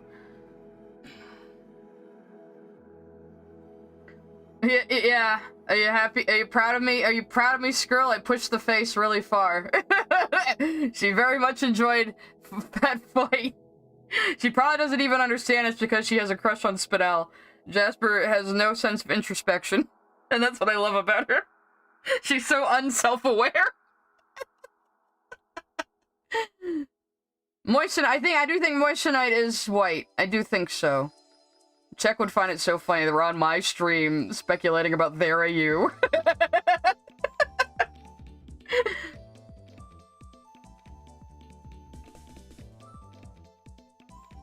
Yeah, I don't, honestly, when I was looking into getting a new tablet, everything I read about Wacom seemed like it wasn't fucking worth it. So I heard, like, the screens are, like, really, like, glossy, and they scratch easily, and they break easily. I wasn't gonna, like, spend that much money on something that could, like, fucking break. So I have a Huion Canvas 13. It's pretty small, because I don't like to work on big screens either. I have tiny-ass baby hands that hurt all the time. And the Huion was like $350 or something. Let me look how much they are right now. Huion Canvas 13. And it has a nice matte screen that doesn't scratch easily. And feels a little bit more like paper. Let's see. Are they on sale right now? Oh yeah. So the Canvas 13 is like $239, which is an excellent price. And you can use it with I guess with a cable, it's a little more expensive. And with the stand, it's a little more expensive. It's still under $300. And this is the one I use. You can use it on a PC or a laptop, so it's very portable. It's very light, too. It's very light, very portable. So if you have a laptop, you can pack it up with your laptop and bring it with you. And it's a display monitor, so you draw it directly onto the monitor. Like you're drawing on a piece of paper, which is what I prefer. Because I started with an Intuos. I started with a Wacom Intuos back in the day. So this is way cheaper than Wacom. It's just as functional. The screen is actually better. And they do have bigger ones. So the 19, the 13, that's how many inches it is. And again, I don't mind mine being small. They have like this 24-inch one, and it's like $700. That's really not bad. Because like Cintiqs are like 1,000. They're not worth it. They're so not worth it. That's my advice to you for today. My consumer report on drawing tablets. Do I read? I haven't read a lot of books lately. I don't know, it's weird. The older I get, the more I have trouble concentrating on books. I don't know why. I used to read a lot as a kid. Actually, I was talking about this with my brother's girlfriend the other day, because they're in town. I started reading Good Omens in preparation for watching the show, and then I stopped halfway through the book and never picked it back up again, and I don't know why. Because I really like Neil Gaiman and Terry Pratchett. I have a lot of Discworld books, but... I need to finally watch the show, though. It's so bad. But yeah, I have a lot of Terry Pratchett books. I have a lot of Stephen King books. What else do I have over here? I have a lot of research books, actually. Yeah, Good Omens is a book. Of course. Neil Gaiman and Terry Pratchett wrote it. The show was only made after Terry Pratchett died, unfortunately. But yeah, if you like that type of writing, go read Terry Pratchett's Discworld books, and also go read Neil Gaiman's books. Neil Gaiman wrote Coraline, you know, the original book. The movie's a little different, but still. I did buy The Last Unicorn a while ago, and I keep meaning to read it, because I've heard the original book is pretty interesting, and it's almost like a satire, almost like Discworld books are, so I just haven't gotten around to reading it yet. But I have it on my shelf. I have a bad habit of buying books. Like, if I buy the book in paperback, I will for sure sit down and read it, and then I don't.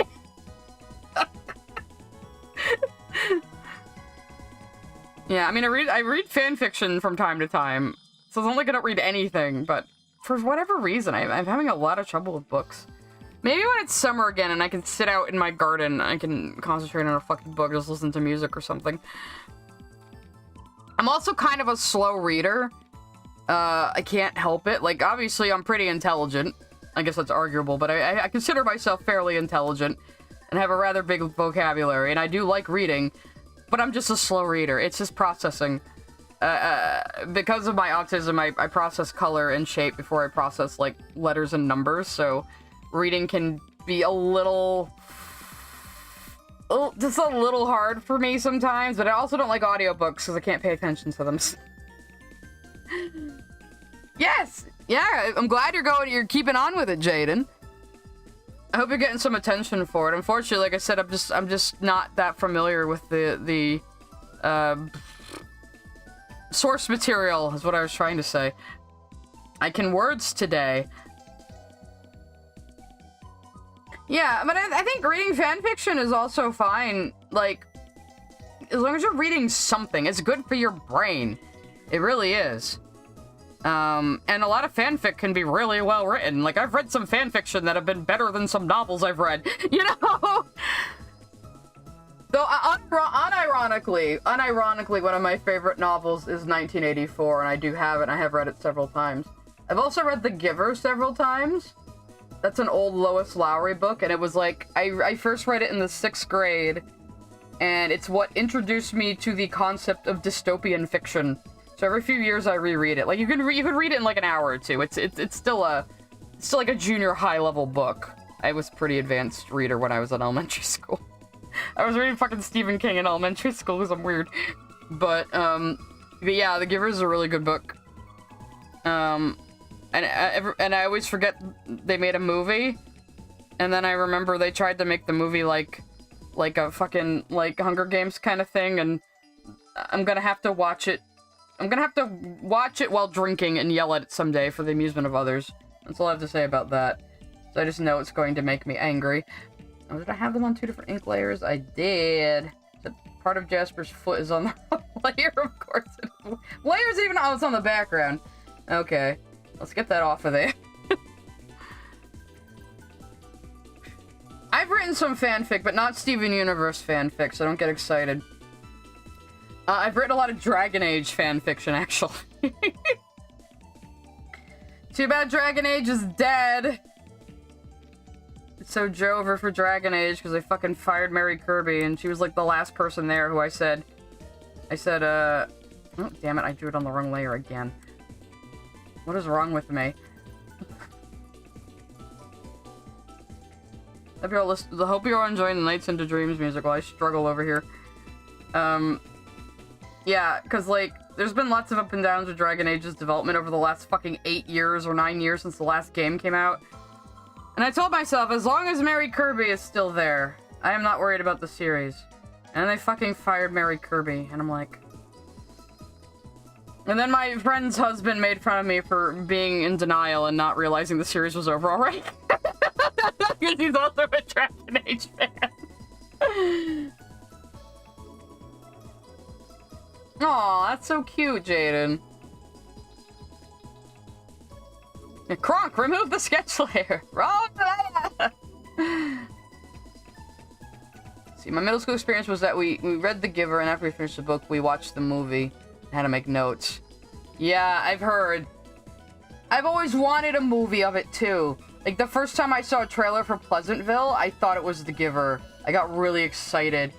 Because everything's in black and white. If you don't know, canonically in the book, The Giver, the world is actually in black and white. And everybody lives like it's like an old 50s sitcom. And this was some, like, weird demonic deal these people made to have this weird dystopian life.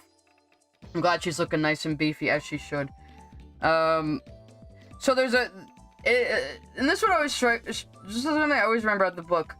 Where, the kid who's going to become the next Giver, he starts experiencing things nobody else experiences. And one of those things is his friend tosses him an apple at some point. And the apple changes in some way. Like, but he can't describe how. It didn't change physically. It didn't change in form. But something about it changed somehow. And later on in the book, we find out he was seeing color for the first time. You know? So... it's very interesting. And that, unfortunately, I feel like is something that can only work in a book, in writing. It'd be hard to make that concept work visually, except you make the whole world in black and white at the beginning. But, I always found that a very interesting bit of writing. Again, like I said, the whole book introduced little Sai to the very idea of dystopian fiction. So, that's why I have so much respect for it. It's still a very good read. Despite being written for a younger audience, it has some very interesting concepts in it. Like, everybody takes pills to tamper their emotions.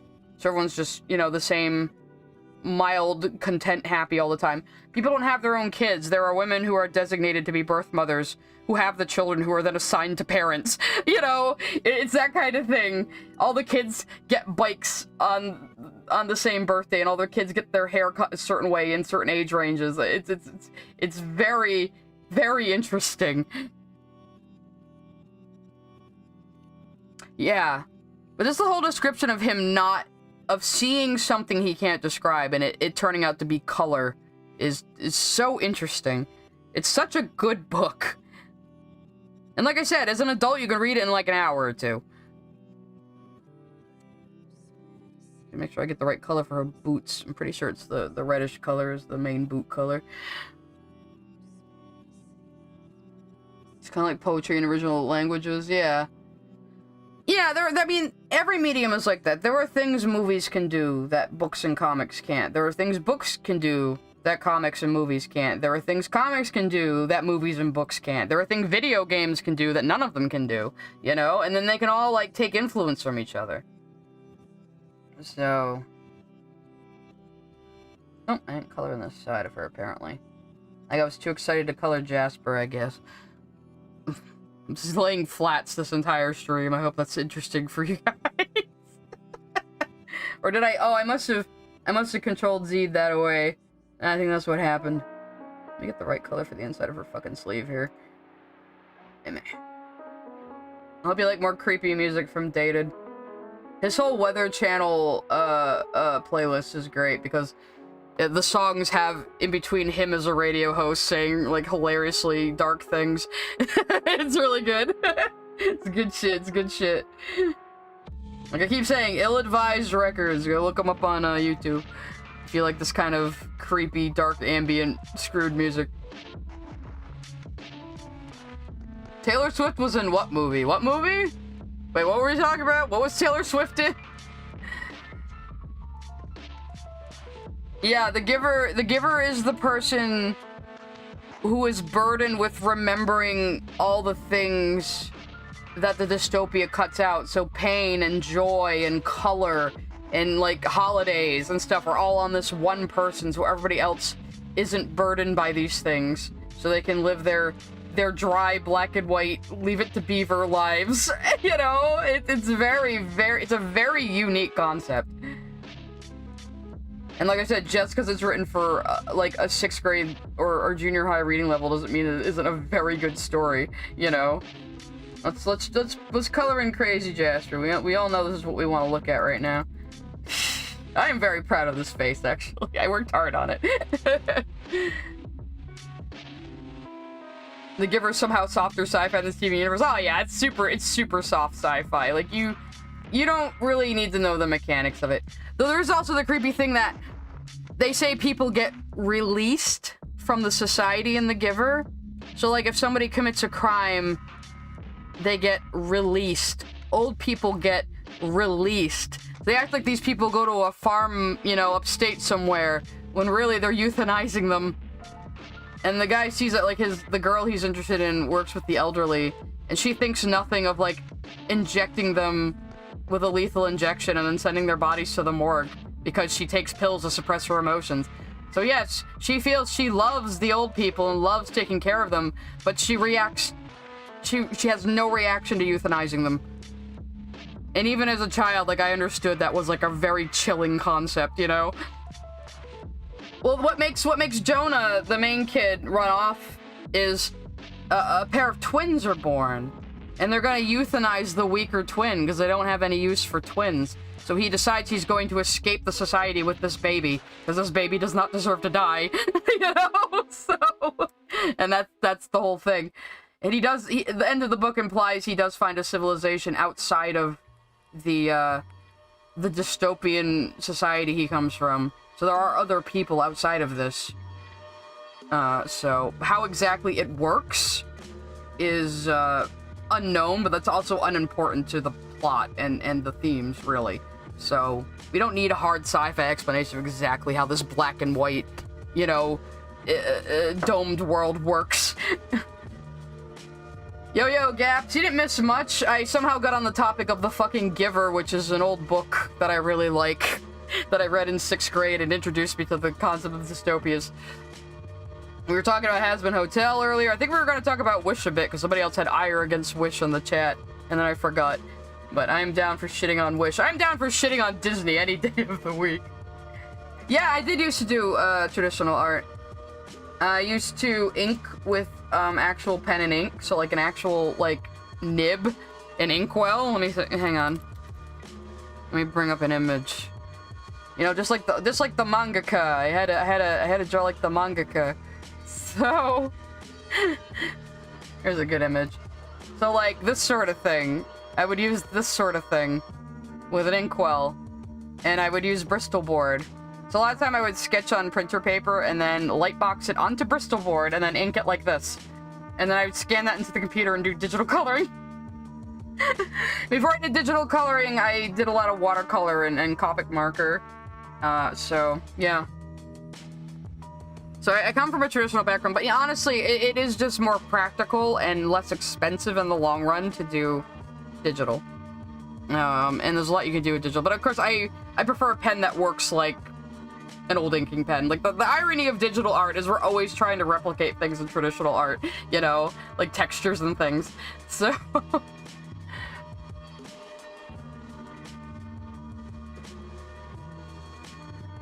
the movie implies it was a hallucination and him and the baby died? What the fuck? God, the more I hear about this movie, the more angry I get. I really need to do a drunk watch. Oh, Jesus Christ. What have you done now, Skrill? Oh, God. I'm so done with all these insults from... I didn't proofread this for you, Skrill. I can't read it. Yeah. Yes. Oh, no, in my continuity, she fought Spinel in the war before already, so she's very excited about it. Unfortunately for you all, my reading audience, my AU is just scattered across little drips and drabs and drabbles and images and comic pages, and I don't ever write anything in order, and this is just the way it has to be. I'm sorry, you know. I tried to read the line in my Jasper voice, Skrill, but you needed to have me proofread it first. I'm not making fun of Skrill. Honest to God, Skrill is English second language and dyslexic, so every time she makes comics, I basically am her proofreader. She is fucking Vegeta. She's totally Vegeta. Yeah. Honestly, like I've said before, sometime this year I'm definitely gonna try to get everything up on DeviantArt. So we can have just Switcheroo AU all organized nice in a DeviantArt gallery, so you can read everything, every little sketch and shit. Because I don't want to put every little sketch on Tapas, but Tumblr is really bad for searching through art, so I will just make a nice fucking DeviantArt gallery. I think I used the wrong color for her eyes. I think it's better for Gem, actually. Yes, I did. Jesus. Okay.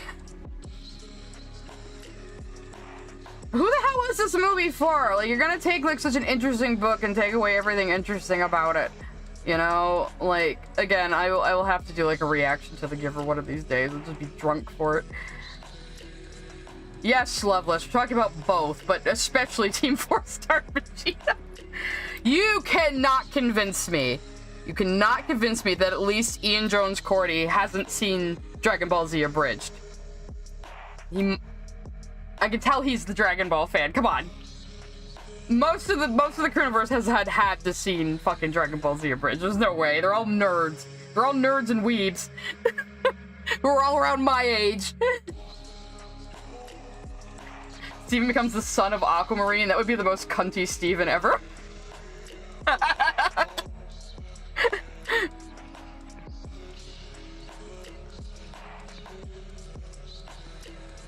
Your comfort characters are Mickey and Oswald. Oh, Kyla, I'm not like nothing against you as a person if you like Disney. I just particularly have a vendetta against Disney, and I maybe over-exaggerated a little bit sometimes.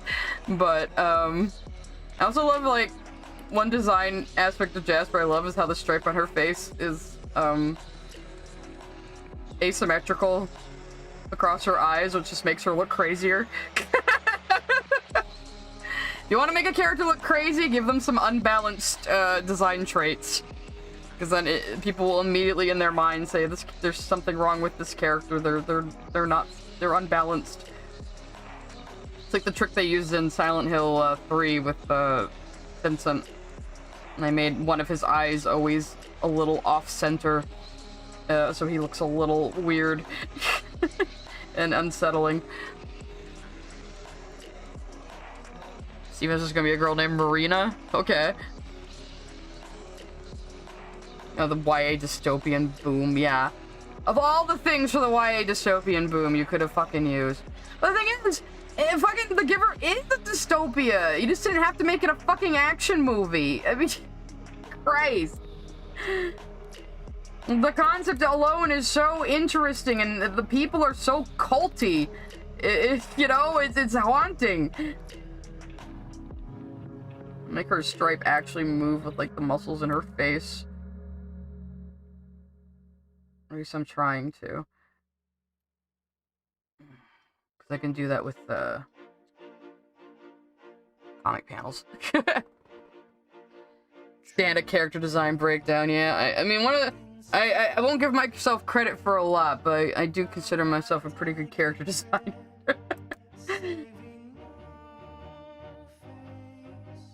Pronoun? I mean, I'm a woman, I'm an old lesbian, I'm a she, I guess. Look, kids, I don't do a lot of that stuff, okay? You can, but I'm just like, whatever, you know? Teardrop. You know, like, her teardrop, gem kind of looks like a teardrop tattoo, which usually is a signifier that somebody has murdered someone. It's like a gang tattoo. I wonder if they did that on purpose. No, I'm sorry. I was just kind of like, what?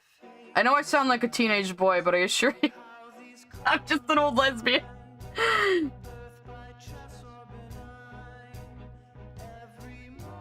I guess is 40 still young now? I guess maybe 60 will be the new 40 now. I guess it kind of is, actually.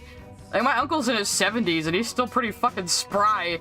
You know, he almost acts like he's in his 50s still. I mean, we are living longer. Oh yeah, hell yeah. I'm only playing music I'm allowed to play on YouTube now, which I hope I'm allowed to play this. I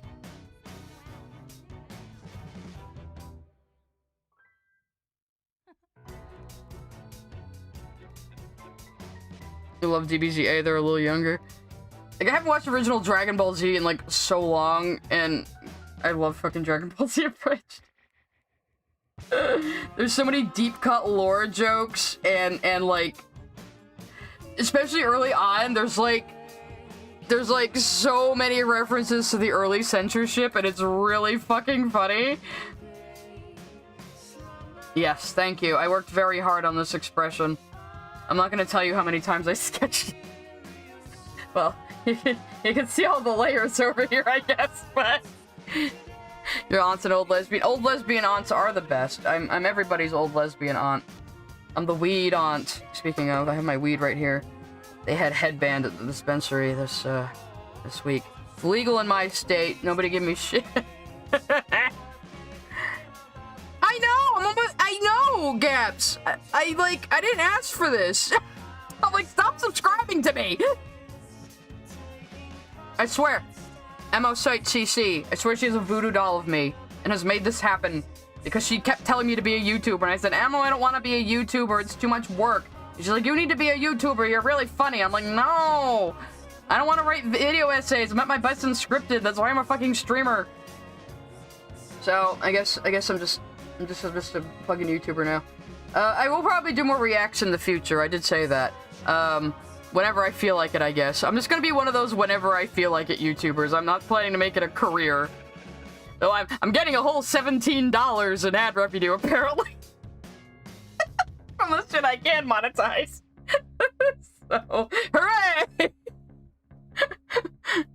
Yeah, I'm glad people enjoyed that. I wanted to react to the verbalized thing, and I was like, if it's good enough, I'll make a clip out of it. Because my voice was still kind of ravaged by COVID in that one, and I still was struggling with controlling my mic. I keep trying to add settings so I don't like deafen you all when I scream at things, as I am wont to do. I can't control the volume of my fucking voice. Everyone knows this about me. So we were out to dinner last night. My mother kept hitting my leg to tell me to fucking quiet down. And I was like, no. I am passionately speaking of things. You guys are my outlet. And it also makes me work on Switcheroo, so there you go. You guys are my outlet for me wanting to ramble endlessly about things, and you'll actually listen to me, so thank you for coming. I'm amazed if people actually listen to what I say.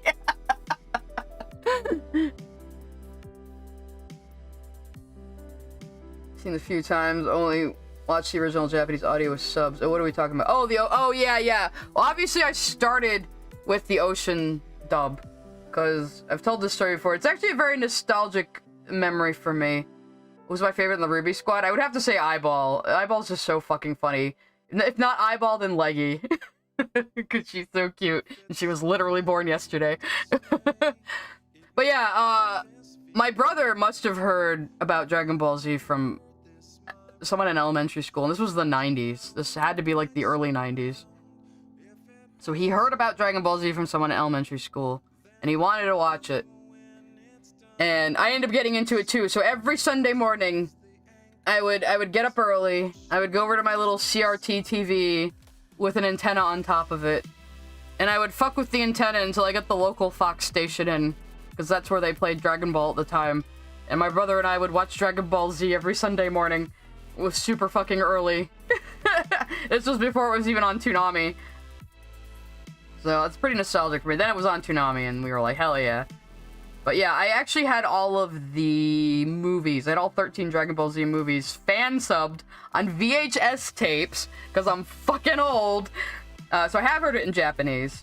Though, a friend of mine really got into Dragon Ball Z Super, which I haven't really watched a lot of, and she kept showing me clips from it, and I was like, you have no goddamn idea how weird it is to hear Dragon Ball with, like, good dub voices. It's so weird.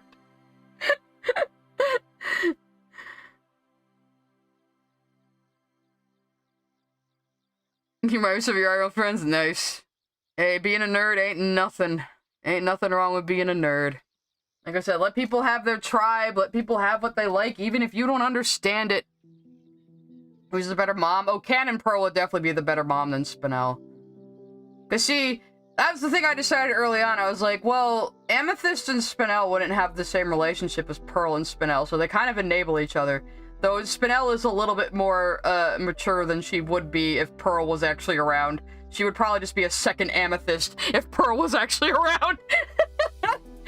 So, let's see. Should I sketch, ink, or shade? I guess we'll shade. Obviously I'm afraid of drawing today, apparently. I kind of want to get these poses right, though. I guess we'll do that for a little while. Watch it in raw Japanese. Oh my god.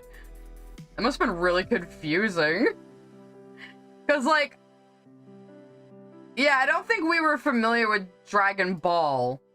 You know, the original one that was more of Journey to the West when we started watching. So we were all confused, like, why were Piccolo and Goku enemies? Why did they mention that? And then it never comes up again. And then I think my brother got into the OG Dragon Ball. He definitely got into it more than I did. But I'm a little familiar with it. I had the King Piccolo saga on VHS Fansub too for a while, because Piccolo's my favorite character. So... Any good art tips? Honestly, see, the thing about me is I'm very reactive, so I'm good at, like, teaching a lesson when somebody asks me about something specific, but coming up with something off the top of my head is kind of like, I'm just kind of like, bae? Bleh? You're almost 20, so that's weird. Nah, I don't think that's that weird. I mean, because, it was on TV for a while. I think it was on TV even into the early 2000s, wasn't it? Or even the mid-2000s? So... I swear Dragon Ball was still on TV in, like, 2008 or something, right? It had to be. Wait, why am I dimming it like I'm gonna ink it? I'm gonna picture pose a little bit. Honestly, I've never really seen all of the Boo Saga, though. I kind of fell off there. So I'm actually kind of happy that DBZA stopped at the Cell Saga. Because it was kind of perfect. Honest to God, though, the way they did the Super Saiyan 2 Gohan scene... Holy fucking shit, I was, like, getting misty-eyed. I'm not embarrassed. I'm a little embarrassed to say so, but I was. That's what I love about DBZA is, like, yeah, it's a goofy parody, but when it comes to, like, the big moments of the show, they treat them completely seriously. I love it. It's so good. I was rewatching all their commentary on it recently, too. I think I mentioned that before, too. Like, they made me feel better about being a fan creator. The way they were talking about it. So... Your aunt had a fancy satellite, that's how you watched it? Nice. I think Crystal Gem Spinel in my AU is a parental figure to Steven, but yeah. She's not as sisterly as Amethyst, but she's also not as motherly as Pearl. So...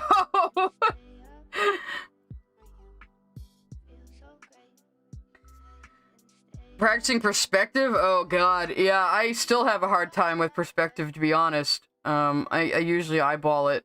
Yeah, I liked Undertale. Undertale, playing Undertale blind was like my first game stream on Twitch. I was doing it mostly for a friend. We had a bunch of randos show up, because obviously I was like, Undertale blind! It was like a year after the game came out, and I really was blind.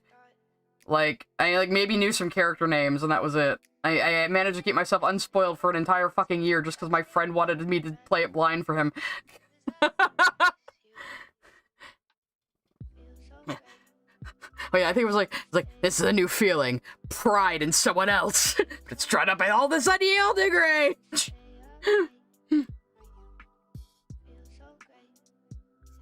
Ever watched Dragon Ball, like the original? I've seen a little bit of it. I never saw the whole thing, though. I was always more into Z than anything. And like I said, I haven't really watched Super, so... I don't know if I can consider myself a Dragon Ball fan, per se. I have played, I've played Xenoverse 2, though. Maybe we'll have to play that on stream again someday. Because I did have a lot of fun with it, but I never finished it. I had a goofy-ass... blue Saiyan I called Rutabaga. That's what I was playing as. I don't know if I still have my save data, so we might have to start over. But I got Xenoverse 2 because I was like, this Dragon Ball game is something 15-year-old me would have gone ape shit over. So I got it, and I did have a lot of fun with it. Now my favorite Jasper line?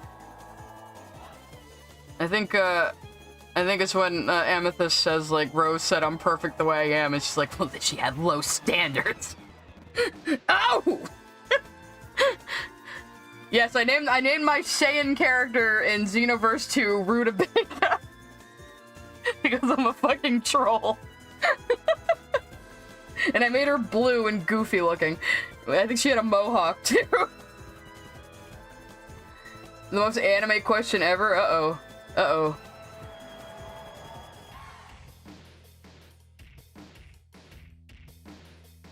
Who would win, Goku or Saitama? Goku.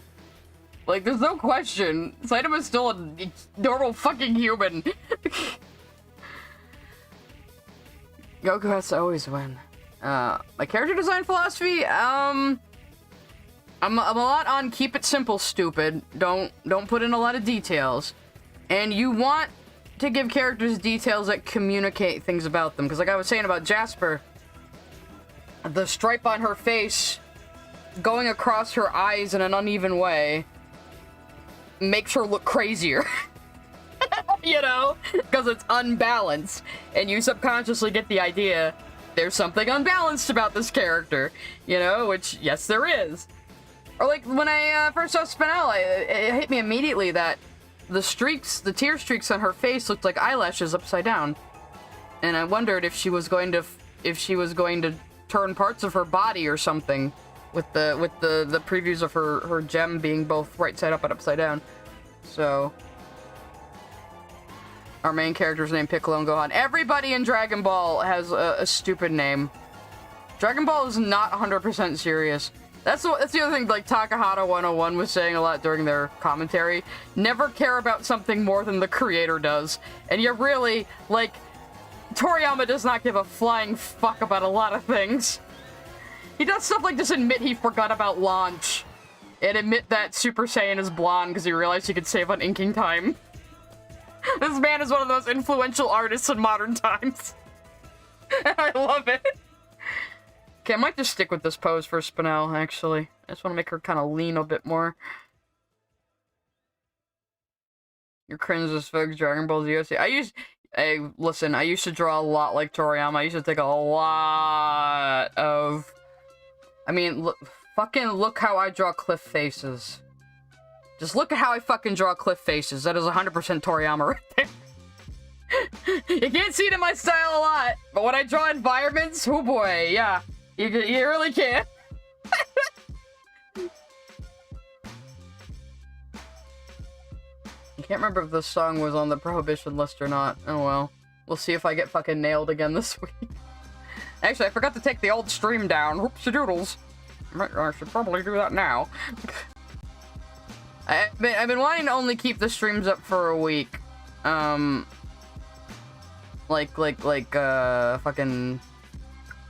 Twitch. Just to keep things fair. And also, I don't see any point in keeping my old streams around since I just babble about the same nonsense every week anyway. Let's just... bloop. Away you go. Okay.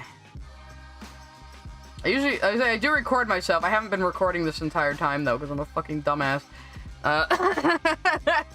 Your environment style is inspired by SU. That's good. The fucking backgrounds in SU are like a fucking masterclass in minimalism. They make me angry. I want to be that good someday.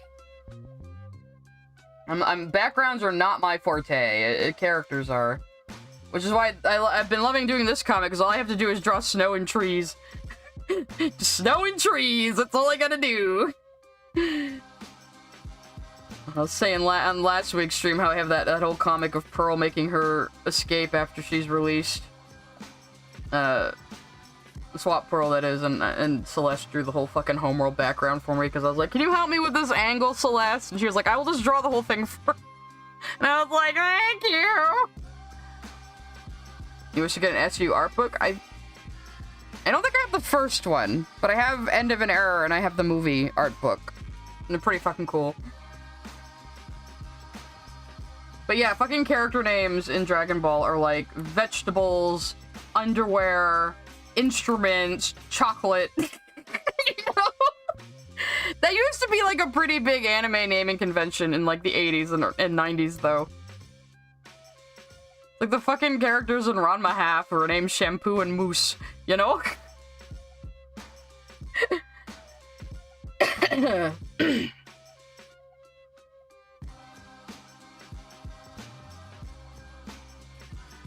Yeah, I mean, I try to replicate the backgrounds a little bit, but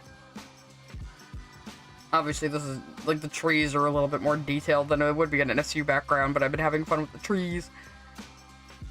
As I was saying earlier, I do have a Discord. It's just, it's behind, my Patreon. And I might make it, like, a channel membership thing.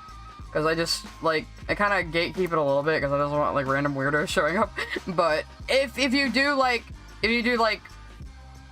a Patreon pledge or a subscription whenever I do that, to get into the Discord, rather, even if you stop pledging, I'm not gonna kick you out of the Discord. That's like my rule on that. Like, you don't have to leave if you stop giving me money. I just kind of want to keep just random weirdos from coming in, because I don't really have a mod team, and the Discord's kind of quiet anyway. People don't talk in there very much. So, but I do wanna make some improvements to it, and have, like, a section where you can get your art redline, and a section for discussing, like, writing techniques and stuff, you know, shit like that. Shit that's actually useful. Because my general rule on the server as it is that, you know, like, just be chill, no politics, you know, nothing like that. We're here to have fun, we're here to have an escape from reality, you know. So, I don't prohibit many subjects, but just, like, no arguing about world events, no politics, just none of that. Just let people have fucking fun. You know, we need a space to have fun and not have to worry about those things for once. Because there are people out there who think that you have to be terrified and concerned about everything in the world at once all the time, and no one person can handle that mental load. Fuck you. Oh, thank you. Thank you if you do. Actually, I do have to ship these out to the people that just pledged recently. If you pledge $3, you get a choice of an exclusive Spinel or Pearl pin. And if you pledge $5, you get both of them. And I send them out in regular mail envelope, so no shipping or anything, but it's still cheaper, even international shipping. Because, like, I remember one person from, like, Ireland was like, oh, I didn't put in my address because I didn't think you'd be able to send them to me. I'm like, no, I send them in a normal letter envelope with a stamp. Because it's the cheapest way for me to do it, you know? So I still have the pins printed up. They're art that has never been uploaded on anywhere on the internet. So it's exclusive art.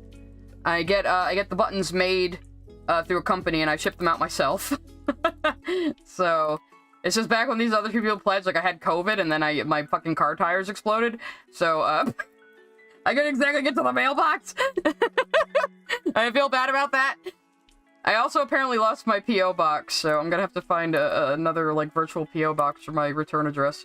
But I guess I didn't. My card must have bounced, because I went to the USPS website to remember what my P.O. box address was, and apparently I don't have a P.O. box anymore. So, whoopsie doodles. Luckily it wasn't in the middle of nowhere, goat. I was like maybe a mile from home, so, like a stubborn idiot, I drove home on the rims, but I didn't care, because I had the dog with me, and it was winter. Like, it was winter, I mean, it's still winter. But yeah, like, cold, snowy, had the dog with me. I was like, I am getting the car back home, no matter what.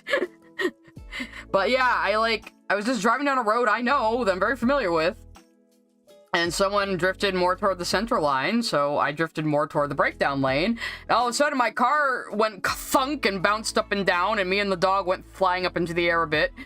And then my car started warning me that my two right tires were rapidly losing air pressure, and I was like, fuck. And yeah, when I got home, the front tire was, like, completely shredded. Like, shredded. Like, I went to this nice local place, though, and they got it turned around pretty quick, so I have the car back already. I did have to... They suggested doing an alignment, considering I hit the goddamn pothole that hard, and I was like, yeah, probably a good idea. I've only had this car for, like, a fucking year, too. God damn it. Yeah, I don't know what happened to the package you sent me, Skrill. I have no idea. I've been looking. And you got the address right. I don't know if it's just taking so long because it's coming from fucking Poland or whatever. I mean, shipping has been crazy here. But, yeah. I don't know. Though one time I sent, like, Christmas cookies to my friend in Florida, and he only got them, like, 3 months later. So shit like that can't happen. So by the time he got them, they weren't good anymore. He was like, oh, look what finally showed up. I was like, oh, great. Yeah, okay, now they're inedible. Wonderful. Because it was, like, shortbread cookies, too. Well, it was my first attempt at making shortbread cookies, so they were a little chewy because I fucked it up. But they were still good. Yeah, they should have said 2 weeks, so it's been like 2 months now. So I don't know. I'll keep looking for it.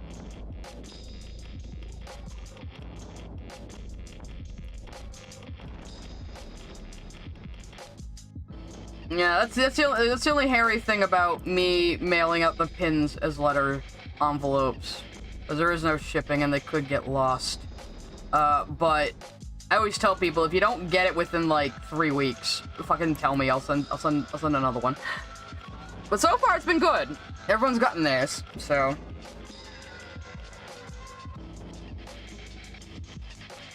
Can't depend on your mail, is either sent to your address or the nearest post.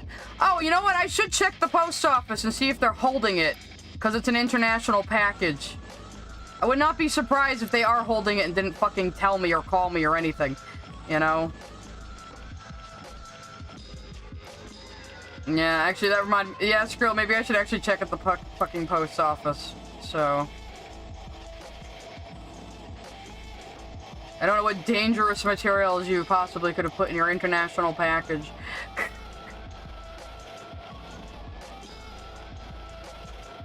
Well, these cookies could Mud King because, I mean, cookies go stale, but like I said, these were like chewy attempts at shortbread cookies, so that had like frosting on them. So they went bad pretty quick, especially in the Florida heat. And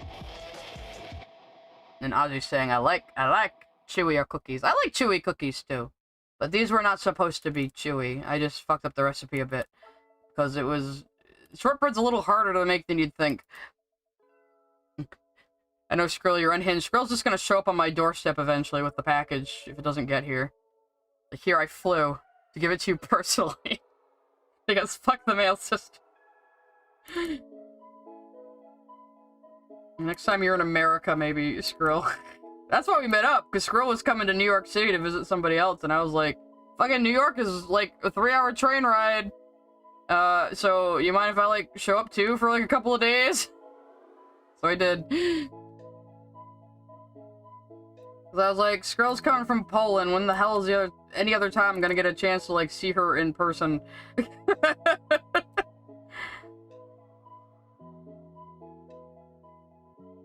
Dee Dee has a controversy retweeting Mark Hamill? What? I mean, Twitter will make a controversy out of goddamn anything. Oh my god, you favorited something by someone who's problematic. That makes you a Nazi. Like, people on Twitter really think Twitter's like the entire world. It's crazy. Literally touch grass. So what's she in trouble for? What would Dee Dee possibly be in trouble for?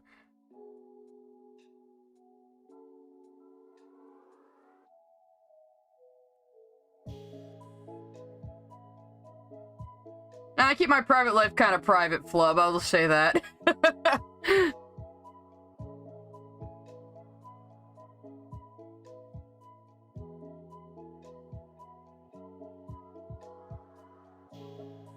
Yeah, right? Everything's a fucking controversy. Now people are like, you can't like Valentino in Hasbin Hotel because he's a rapist. And it's like, people can like villainous characters who do bad things that they don't approve of. It's fiction. Fucking grow up. You're looking at my art on Pinterest? Don't do that! No, it's okay, Flub. I'm just kind of a private person, you know?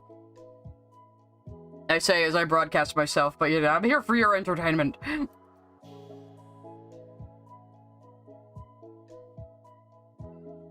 Yeah, I like have no money right now too, Screw. So I was happy we were able to meet up.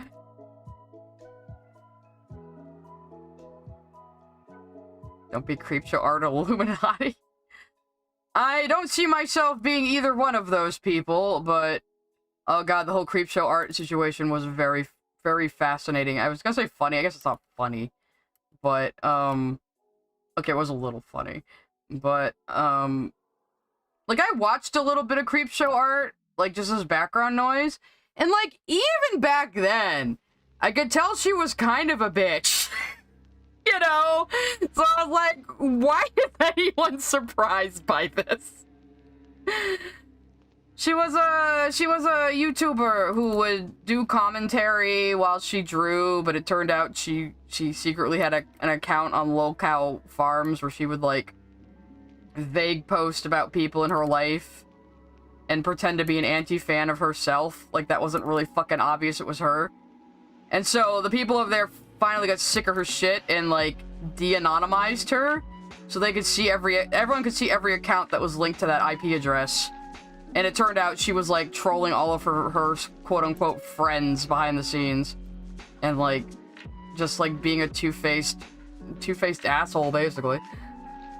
So she fucked herself over, basically. So did Illuminati. Illuminati fucked herself over by going after Legal Eagle for no reason, because she doesn't understand how fucking editing works. Oh, go look up their stories. The drama is mwah. But, I watched Illuminati a bit, too.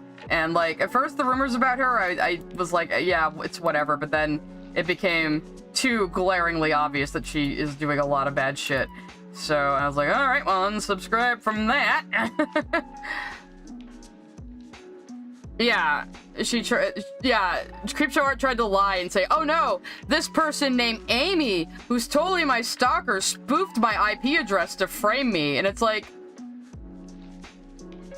that is so ridiculously, like, just unlikely and kind of impossible. Like, why would someone spoof your IP address just hoping it would be discovered someday? Like, that makes no sense. Yes, I have heard about Pal World and I kind of want to play it. Because from everything I've heard, it's a less pain-in-the-ass Ark Survival Evolved. So, and it just looks funny. And a lot of people have said it's really fun. And a lot of people are claiming it's made out of AI somehow because they don't actually understand how fucking AI works and they just call everything they don't like AI. You feel like watching a Ghibli movie? I would recommend... What haven't you seen? Actually. I'll say I would recommend, Princess Mononoke or, Laputa Castle in the Sky or Kiki's Delivery Service. Those are like some of my favorites. Oh yeah, I heard The Boy and the Heron was really good. Yeah, I could play Pal World. That could be a fun stream. I know Skrill wants to play it. Another one of our artist friends wants to play it, so I did think it would be a pretty funny group stream, some night. Cause I am very familiar with Ark, and it looks like it's just fucking Ark with Pokemon knockoffs, basically, that you can give guns to and have work for you. So... And you can be an Animu character, so you have to sign me the fuck up.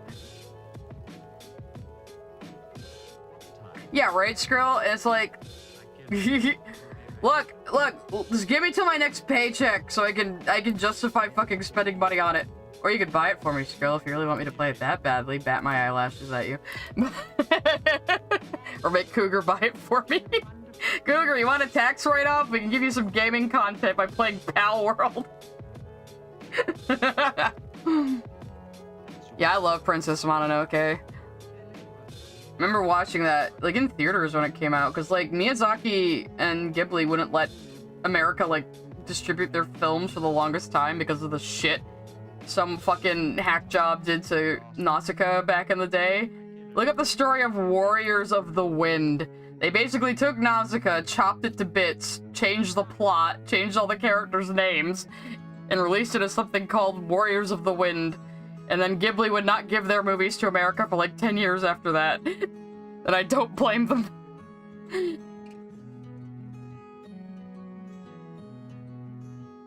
You gotta hunt for the 69th pal. Oh yeah. The pal that you can fuck, apparently. Because this game just knows its audience. Oh yeah, Spirited Away. Spirited Away is very good, too.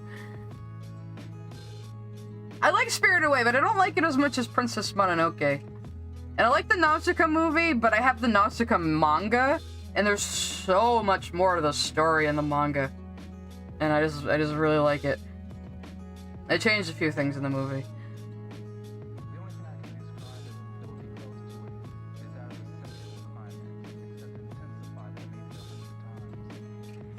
I might have to rewatch Ponyo too. I kind of like Ponyo, but it's also like really aimed at like much younger kids, so it's kinda can be a little boring in places.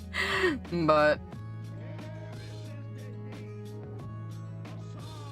I like how you call it Mononoke Hime. I was actually stopping myself from doing that because that's usually what I call it. Because I'm a fucking weeb. It's like how I say Hoseki no Kuni instead of Land of the Lustrous. It just rolls off the tongue better, you know? What title I call it anime by is completely random. I will interchangeably say Revolutionary Girl Utena and Shoujo Kakumi Utena as well. Depends on my mood, I guess. Or I'll just call it Utena.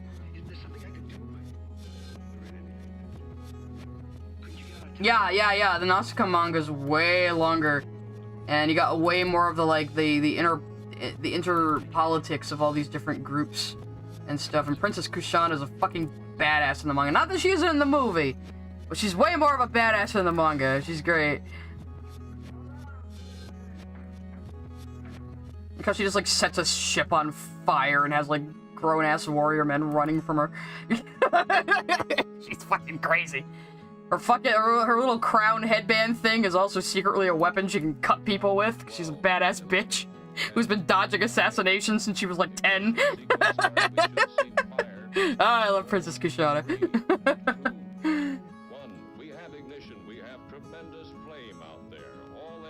You used to watch Ponyo all the time because your grandparents had it? Oh, that's cute.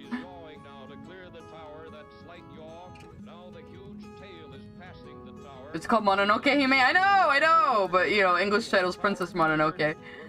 That's what most people would know it by. I can't just bet that most people would know what the word Hime means.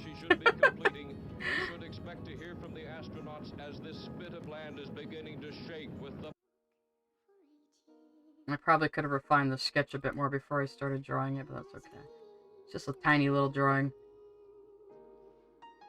I have to stop being a perfectionist. That's part of what this is about. Hey, Glacial Lioness. I don't know. I've just been babbling about all sorts of random shit like I usually do. A tier list for SU songs? I don't know. Like I said, Gaps, my problem is I'm, like, bad at scripted content. I'm, like, so much better off the cuff. So, I don't know. I guess we'll just develop my YouTube content as I go. I fumbled ass backwards into this, and we're just gonna retain that, I guess. But I definitely do want to do game streams. The way I used to do it, though, was I used to do, like, the same game until I was all the way through. But, I mean, if I could just pick, like, the nights for a game stream and just do whatever game we feel like at the time as well. Like, if I wanted to do Pal World one night and a different game another night, I mean, why the fuck not? So, we'll figure it out. Have you seen my takes on Hasbin in the comments? Yeah, I like Hasbin. I said at the start, my only real problem with Hasbin is they seem to be front-loading, introducing all these characters, and there's so many characters to keep track of.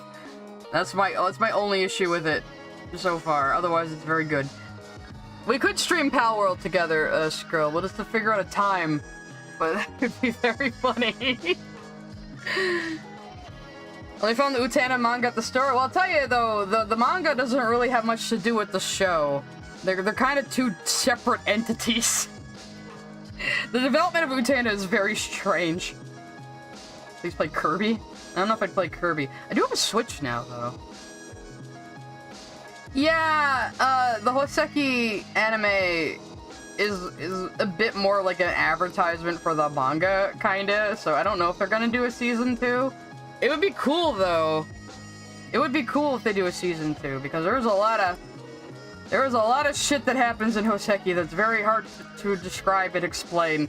Like, before I got Sharkman into it, me and someone else were just posting spoilers out of context in his server because we knew, like, nobody else could possibly have any hope of understanding what the fuck was going on. At this point, like, where Hoseki ends up compared to where it starts is kind of mental. It never goes where you think it might. I'll tell you that much. Like, I'm always making fun of Inspirational, who's like a big Hoseki YouTuber guy. Like, he's not big, but he's big for Hoseki YouTube. And he's the one who got me into the manga. And, like, every time he's done, like, a manga chapter discussion, he's made some prediction that ends up being completely wrong. It's just, like, a running joke on his streams now. No, Glacier, Power World looks perfectly fine. It looks fun. Yeah, it looks like a bit of a cheap knockoff, but apparently it plays like Arc, but better. Because I don't give a shit about Pokemon. The first thing I thought of when I saw it was Arc.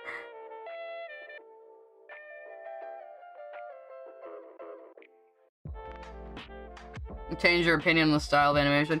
Yeah, well, I mean, Orange's 3D animation works when it's Hoseki, and when it's Beastars, when it's non-human characters. But then you look at the new fucking, what's it called? Trigun remake, and it's just like, oh no. Oh no, that looks bad. So, and beyond even the fuckboy haircut they gave Vash, it just doesn't look good. And also, where the fuck is Millie? Where the fuck is Millie, show? How can you just cut her out? How dare you?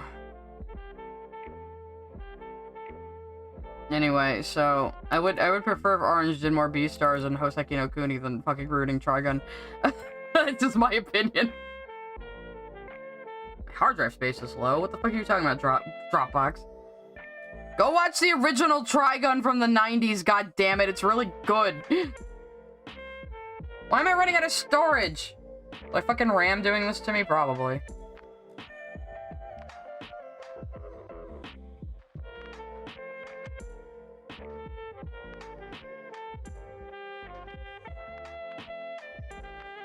Man, I'm trying to fix this.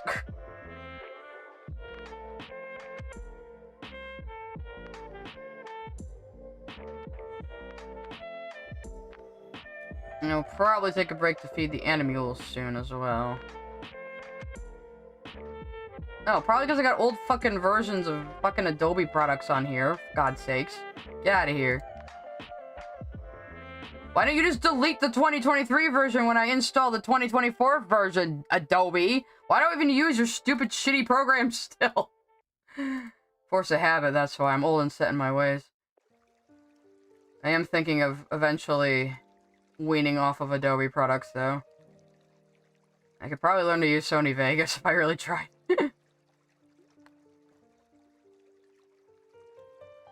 Oh, you picked up a lot of how you draw animals from that? Well, that's probably a good resource, actually, Goat, because they are 3D models. So they're consistent from all different angles. I mean, if you look at the manga style, it's very loosey-goosey. So it's kind of a weird contrast, but Google wants my RAM, probably.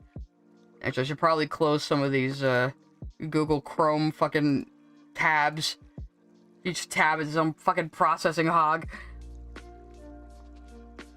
I'm not very good at drawing animals, to be honest. I've always been better at humanoids. So, you have a Pirate 2015 Adobe? I don't know. I just use Adobe because it's what I know. But I mostly use Photoshop just for graphics now, and there's probably other shit I could use for that. I don't even use Adobe Rush because CapCut is better for mobile video editing than Adobe Rush is. And the only other thing is Premiere, and I only use Premiere because I'm familiar with it. So, if I can learn to use other things, I could probably stop paying Adobe every month. That might be nice, because they're starting to be not worth it. The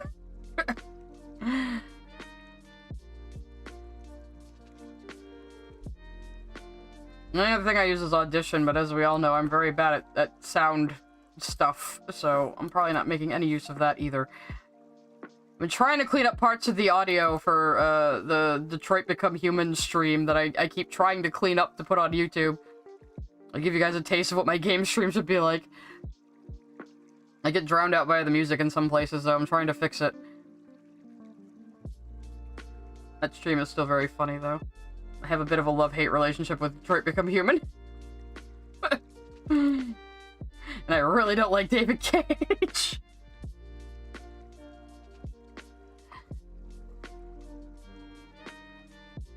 Use Premiere more, yeah. I mean, I wish Adobe would just have, like, a plan that just lets you do just Photoshop and Premiere for, like, 20 bucks a month or something. But of course they don't do that. Of course they don't be sensible. I even looked into, like, team deals a little while ago. Thinking, oh, well, maybe if Cougar wants a tax write-off, we can just do, like, a team version of the Adobe suite and we can all use it. But it was still, like, you pay, like, 50 bucks per person. So it's, like, not even any cheaper. So what's the point? You're supposed to give a discount for, like, groups and businesses, but you just make it the exact same fucking price, so... I don't understand you. Why do you hate making money, Adobe? Look at the sword a little too thin. I don't know. Needs to be thick like Rose.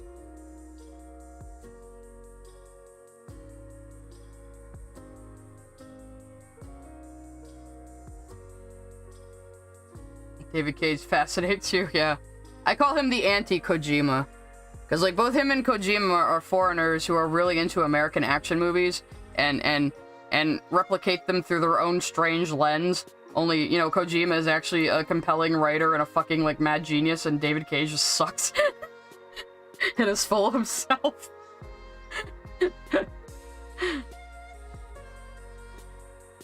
I mean, I have a bit of a love-hate relationship with Kojima's writing, too, but it's more affectionate than with Cage. With Cage, it's just like, you fucking dipshit. You're so bad at this. You were writing the most cliche bullshit. And honest to God, like, I feel like Detroit only got as popular as it did because of, I forgot the fucker for ponytail. Or pigtail, rather. I feel like Detroit only got as popular as it is because Clancy Brown and Brian Deckard were both able to elevate Cage's shit writing as Connor and Hank. So...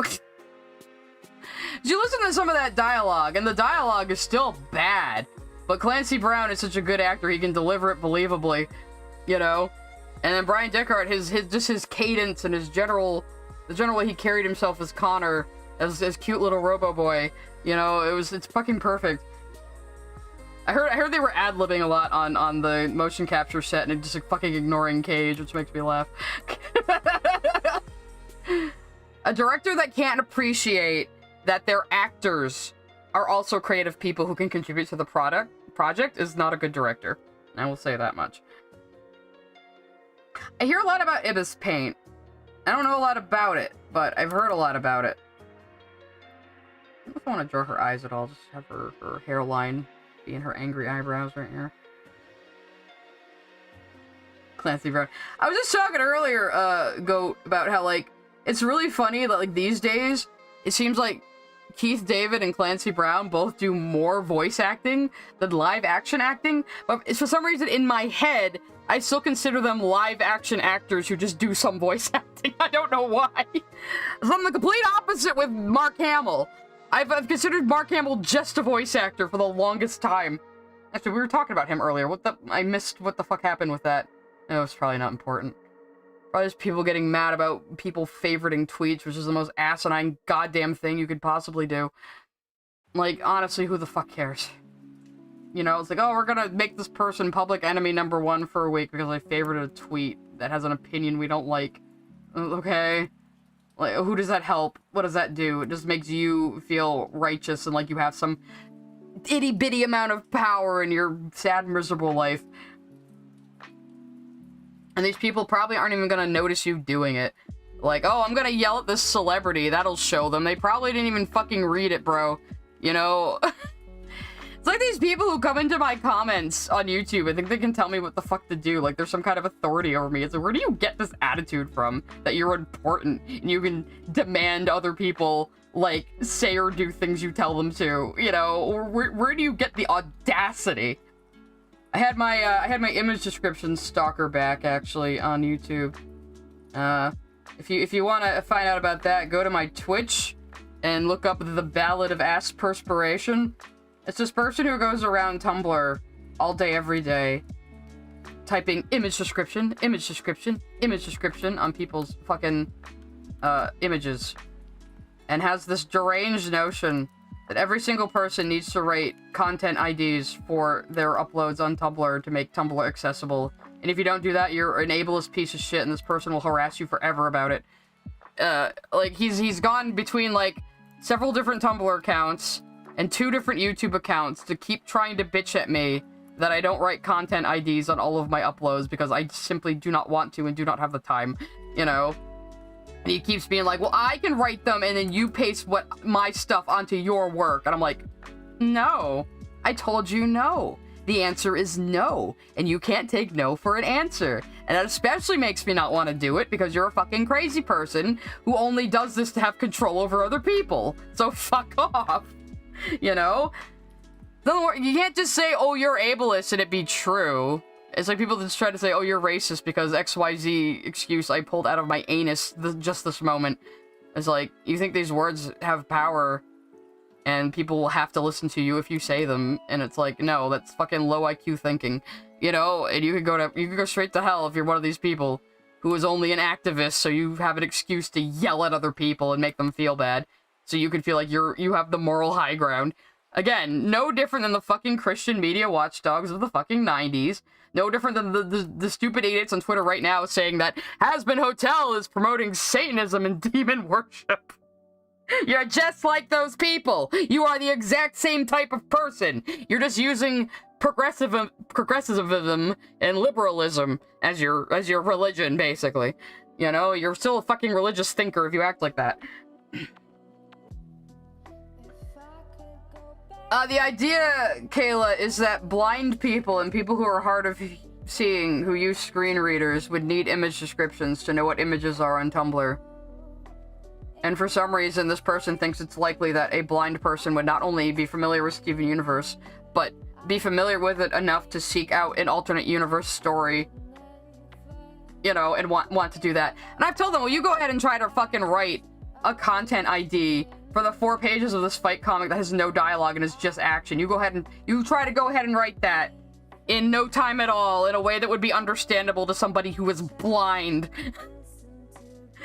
Like, it's like, dude, I'm sorry that people who are blind or very hard of sight can't enjoy visual storytelling, but that's just fucking reality. I'm sorry, you know? And I'm not gonna spend every single day, like every single upload, spending extra time writing content IDs that are suitable for a screen reader. You know, I'm not willing to spend extra brain power on that, but I already told them I don't care if other people do it. If you want to reblog my work with a content description or image description, fine. That's important to you. Go ahead. Go right ahead. I do not care. But this person, aspiration at work, is always saying, no, it's a requirement to make things accessible, so you can't just say no to me. And it's like, I sure fucking can, and I did. And the reason you've been stalking me since last year is because I said no to you. You know? And because I confronted you on your behavior. So, this person just will not quit. They're like, you just hate disabled people and don't want them to see your images. My dude. See, the thing I just like about David Cage and Quant Dreams, they talk about telling serious, compelling stories using games. No, but that's the thing. I hate that too. Like, David Cage acts like he's the only one who brings true emotions to video games. Emotions. He's the only one telling emotional stories. But all of his stories are cliche as shit. All of his female characters are constantly in, like, sexualized danger and having their, like, Heavy Rain's the worst one. Like, the camera's constantly on the female character's ass. She only exists to get into sexually violent situations and just be, like, the fucking, like, prize for the main dude, you know? Oh, it's awful. And, like, dude, there are plenty of better, way more emotional stories in video games, and you're fucking dog shit you know, that comes, like, from you, Mr. Mediocre French writer man trying to make American movies, you know? Like, fucking Patrick Weeks over at BioWare made me cry over a silly alien man who sings Gilbert and Sullivan. You know, you don't fucking know emotions, David Cage. I guess I didn't really have to detail her gem, because this is just small drawing. It's probably just gonna... The detail's probably just gonna be lost when I zoom out. So I'm gonna get rid of that. Yeah, I was so zoomed in, I forgot how tiny this drawing is.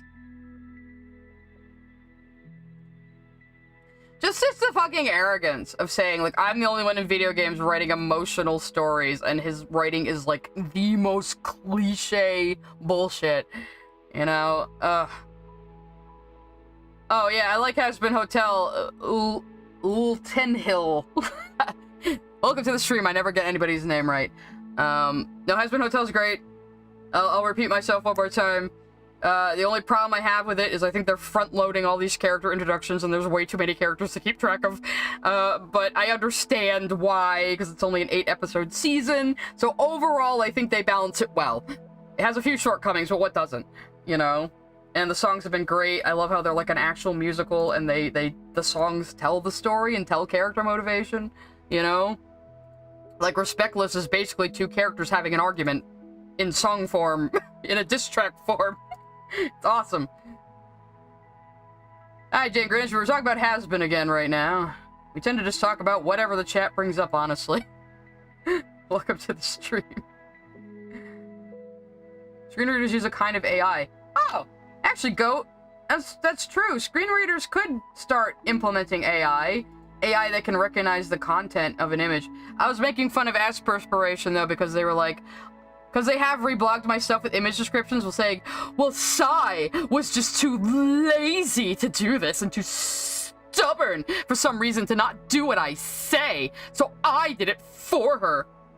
So I was making fun of him like, well, your image descriptions are inaccurate because you didn't specify that my Spinel is an AU version of Spinel from Steven Universe, and how are the blind people gonna know if you don't tell them, Assy? How are the blind people gonna know?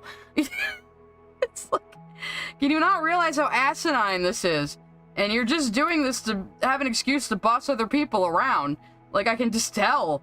Like, I approached them politely at first, but I had a feeling that this was just their way of having something they think is a surefire thing people have to agree to that they can tell them what to do. And I fucking hate that attitude. Yeah. Well, the other thing they try to say is, well, some people have visual processing issues, so they might need image descriptions. It's like, I have visual processing issues, you know? And the other one Ashley always says that shows that this is just self-motivated is like, well, I have bad internet, so sometimes images don't load, so I'd really appreciate image descriptions. So, yeah, oh yeah, you're telling me this isn't about you, huh? You're telling me this isn't about you. You're just championing the blind out there who didn't even ask you to. Uh-huh. Okay. I just hate people who pretend to have a good cause, but it's just an excuse to feel like they have power over someone else. And I am not about that shit, and I will fuck with them if I want to. It even actually gets a little too annoying for my taste, so I had to block him twice on YouTube, and 3 times on Tumblr. Because he will not let go of the fact I said no to him. At least I assume it's a him just from this behavior. I don't really know, actually. It could be anything. Could be a fucking space alien at this point.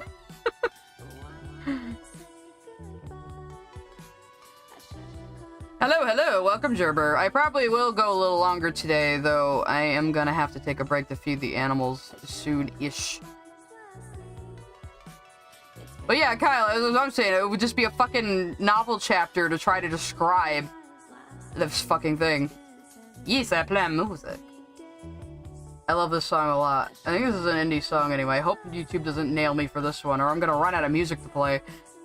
I like playing music on stream, and I like promoting people. And I've paid for all of this music I play. But, you know, Metallica and Napster made playing music on the internet, like, fucking impossible. So... And YouTube now has a licensing thing. But they don't license any, like, non-generic fucking music, so what's the point? I would happily pay for a license for music I like to be able to play it on stream. I would happily do that. But they don't, like Twitch is owned by Amazon. Fucking YouTube is owned by Google. Why can't you just license out music, you fuckheads? You both have music platforms. I don't understand why they're so hostile to creators.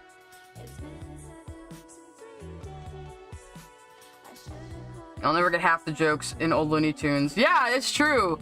There's a lot of things that have cultural context or, you know, time period context that you're just not gonna fucking understand anymore.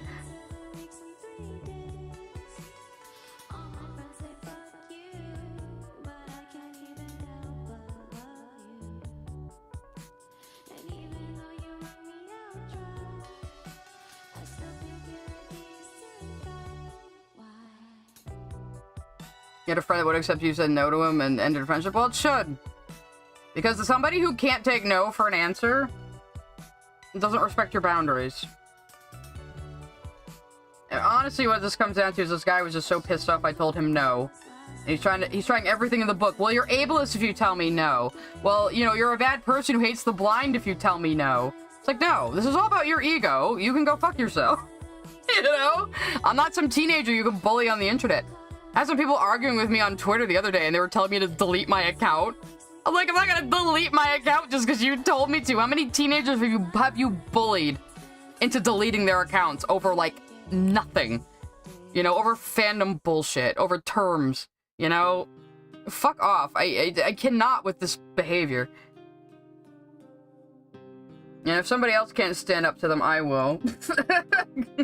Because I'm old and I don't give a shit. Just again, the audacity, just the audacity of thinking you can tell someone to delete their Twitter account because you disagree with them about something. Something really unimportant, too.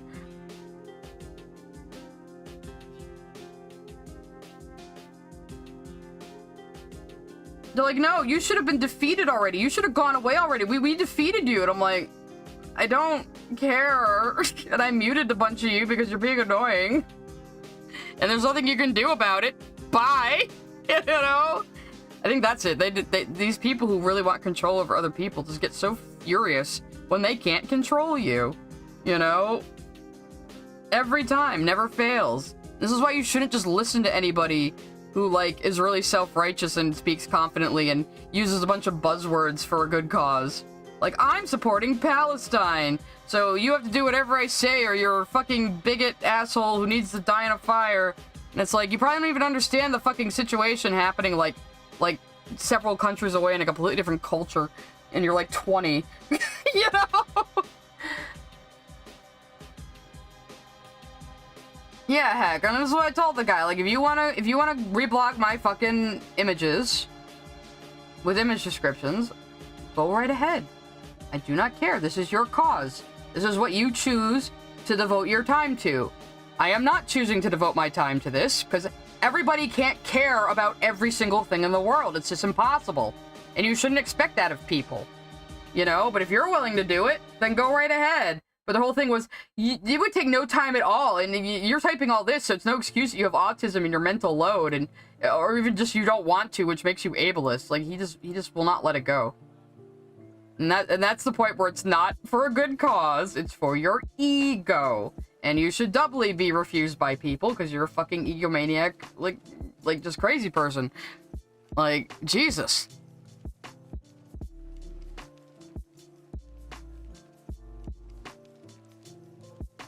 Yeah, that's true. I mean, anybody can just answer any post on Twitter and just stumble into a conversation they maybe don't understand. But, I don't know, the people that just dogpile people and, like, scream at them and throw buzzwords at them are just insufferable. And they usually don't either care or actually know what the fuck they're talking about. Everyone has main character syndrome. You're right. You're right. It's a plague upon us. Anyway, I'm gonna go feed the animals. I will be right back.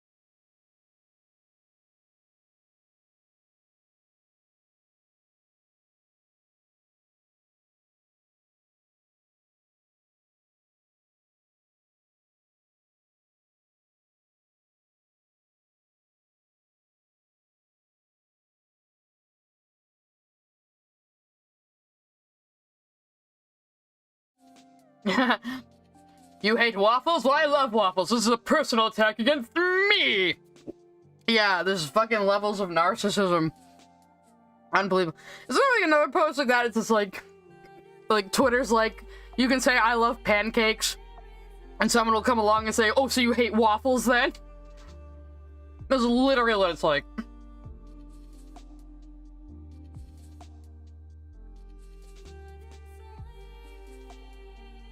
See, someone replied to a tweet I made, tried to police my posting. When I told them to please stop responding to me, they blocked.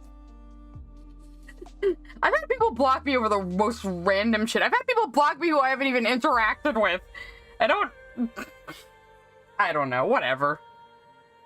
It's like, I'm not one of those people who's like, oh, they blocked me on social media. What a fucking offense, you know? Like chocolate chips in your waffles? Obviously, you are Hitler, and you must be destroyed. Just kidding, obviously. Oh, I'm sorry, Skellish.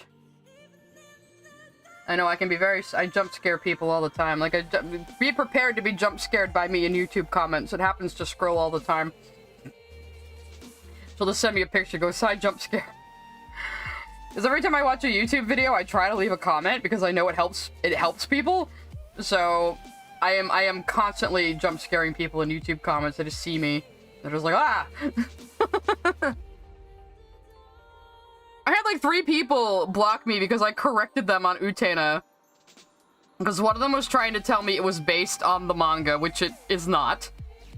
And I reminded them that Chiho Saito, because I was saying like, you know, they were trying to call Utena Yuri, and I was like, there's a little bit more to it than just that. And then someone was like, well, it was based on a manga written by a woman. And I was like, the manga and the anime were developed at the same time. They're basically 2 completely different stories. And Chiho Saito was pretty much the primary person who was against the director putting in all the gay shit. So... And then they blocked me for knowing what I was talking about.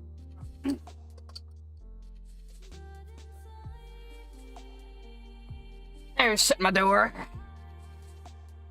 Would I use AI to write? No, probably not, Frankies. I mean, if I was ever going to use AI as a writing assistant, I would not take anything it puts out as is. I would refine it. As I said before, like, actually, I'll say what I was using it for before. Before we tried to get it to write a Lily Orchid video, and it cock-blocked me. So, I was telling people I was trying to figure out a way, an English dialect for robots that was something like that resembled machine-to-machine communication. So I was asking ChatGPT, like, what sorts of things could I look at, you know, for this. And let me just scroll all the way back up. Actually, it gave me a bunch of like. So I asked it, you know, can you help me with this? It gave me a bunch of like suggestions of concepts. I don't know if you guys can read this. It might be too small. So it gave me a bunch of concepts, and then I would question it about each of them. Like, can you give me examples? Can you give me vocabulary? Can you give me dialogue examples of how this would work? So in that way, it's kind of a writing assistant. But I would not take any of this. I would not take any of this and just stick it in a story. I would refine it, you know. But like, this is some of the. This is for what is this for? Binary harmonics. This is some of the vocabulary it was coming up with for me. So, but it gives me a lot of leads I wouldn't have come to on my own, you know. So, and it gives me a lot of things to look into I would not have arrived at on my own. I ask it about various like I was asking it in this one, what was I doing? I was asking it to give me examples of how a fictional constitutional theocracy would work, and this was for a friend's story. So, and I was asking it, how might something like that be organized? How might it work, you know, as a government? And it gave me all these examples and things to consider. So that's how I would use ChatGPT in a writing scenario. Just like have it help me you know, just have it help me with concepts, because it might suggest things I never would have thought of, you know? And actually, Neon from Clownfish TV, who I watch a lot, he also pointed out you could use an AI like ChatGPT to basically be your series Bible. So if you were gonna write something for a show that's like maybe been going on for like 13 seasons, you could ask the AI, would this contradict anything previously shown in the show? And your AI could go, well, actually, at you, and correct you. So that makes a lot of sense to me. Like, just to have a computer that can keep track of things, because humans don't have perfect memories, clearly, you know. Oh yeah, I actually, Goat, I did that one time. I misspelled chromatic aberration while I was trying to do something in Midjourney, and it gave me, like, really fucking cool shit by accident. Completely by accident. Nothing I was asking for. Let me see if I can find it. It seemed like chromatic was the keyword that, let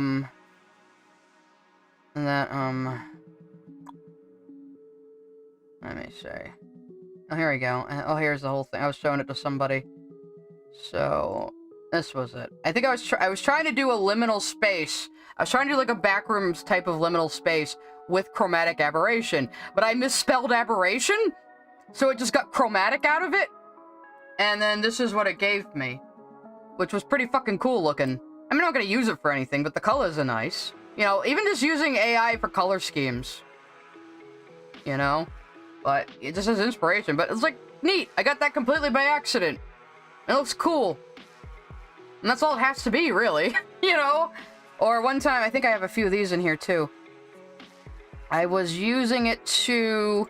I was trying to describe a certain way I thought a background style could work for webcomic, but it's not a style I can really do well myself.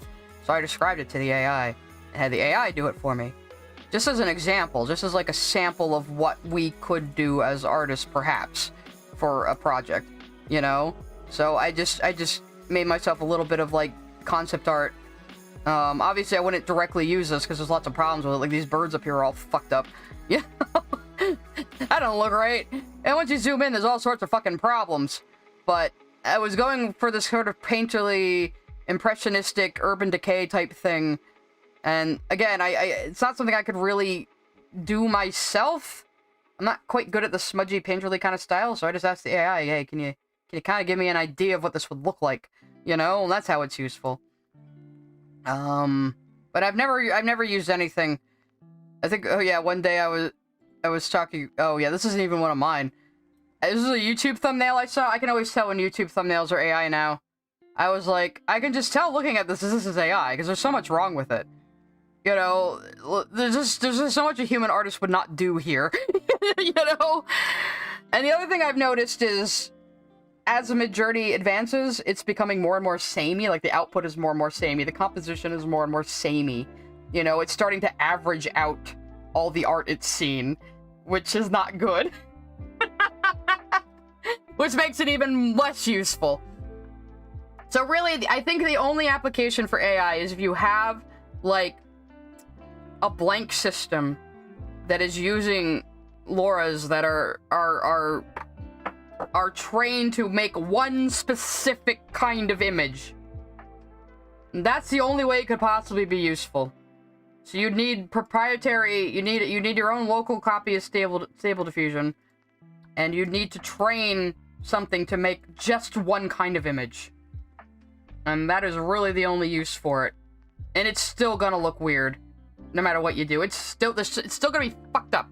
And most of these AI, they only output at 72 DPI. That's completely fucking useless for anything.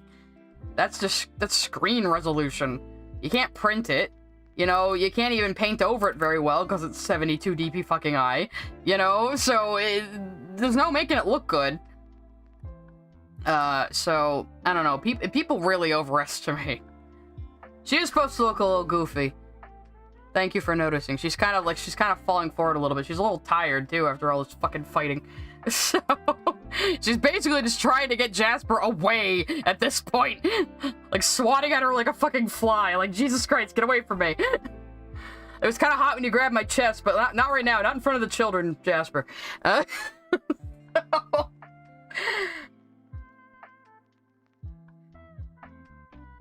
Yeah, trying to give an AI very complicated prompts, it can't understand context, it can't understand grammar. I've heard DALL-E 3 is going to be able to understand grammar, but, like, you have to be so specific, and even then, you're really going to be wrestling the AI to give you what you want. It's just not worth it. You're better off fucking drawing on your own at that point. But I'm not, like, completely, like... I'm not like, oh, AI is evil, you know? I don't understand these people that are like that. It has good application. And I've said before, Jasper now fusion dance involves Jasper holding Spinel by the collar, or the other way around, maybe, Goat. What the fuck was I even saying? Yeah, these people who, like, hate AI and don't even know how it works drive me absolutely fucking bonkers. Because they're like, it's theft! It steals art! Because these people seem to think AI works by, like, having a whole database of images that it then goes through and searches through and copies and pastes little bits of. It's like, do you have any idea how much processing power that would take? How slow that would be? How impractical that would be? That it's just simply not how it works. How it works is exactly how a human brain does it.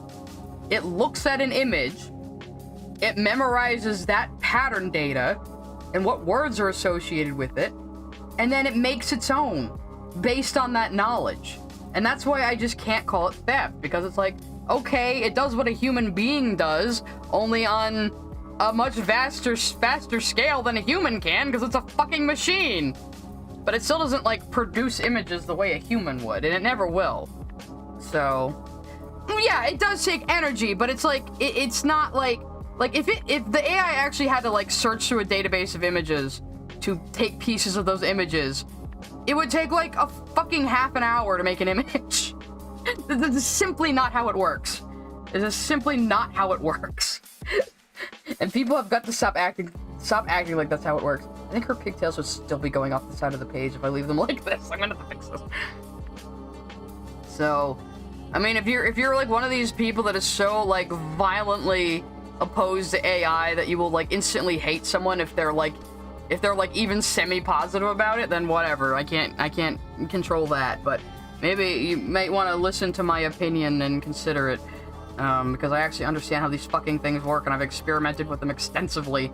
Enough to know that they're pretty fucking useless in the long run. It's the voice AI everybody's gonna look out for. That's what's gonna cost people jobs. It probably already is.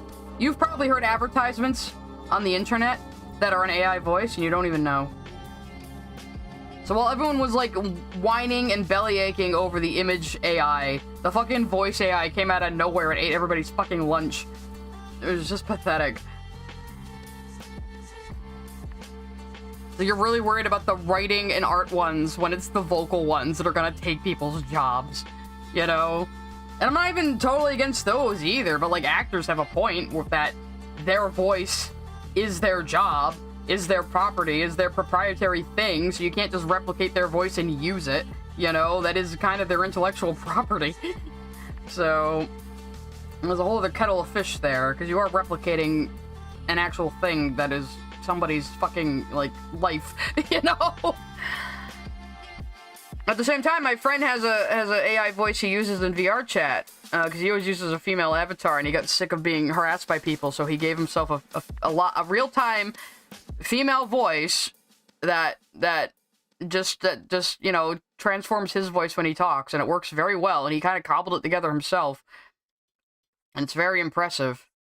So he's not using any one particular person's voice, though. He's kind of, like, combined a bunch of models together.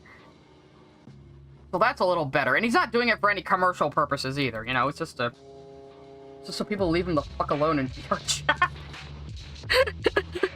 Mostly.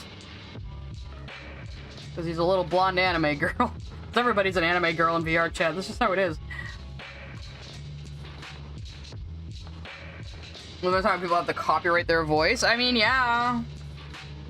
But I mean, like, fucking James Earl Jones already gave Disney permission to, like, make an AI of his voice to, like, just fucking use forever. That's gonna be fucking creepy.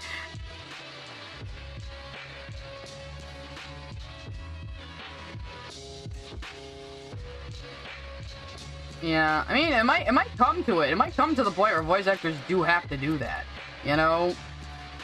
It's ridiculous. I mean, it should just be baseline to not replicate people's voices and use them, like, commercially or whatever, but, you know, obviously we can't trust people. That's the thing. No matter, like, how good something could be, someone out there is always gonna fucking ruin it, no matter what, because people suck. I'm gonna be... this is the doomer portion of the stream, everybody. Probably because I'm hungry. Oh, nom nom nom nom. Yeah, I don't know if I'd use an AI voice when I do VTubing. I think I'll just keep my normal goofy voice. Everybody seems to like it. But...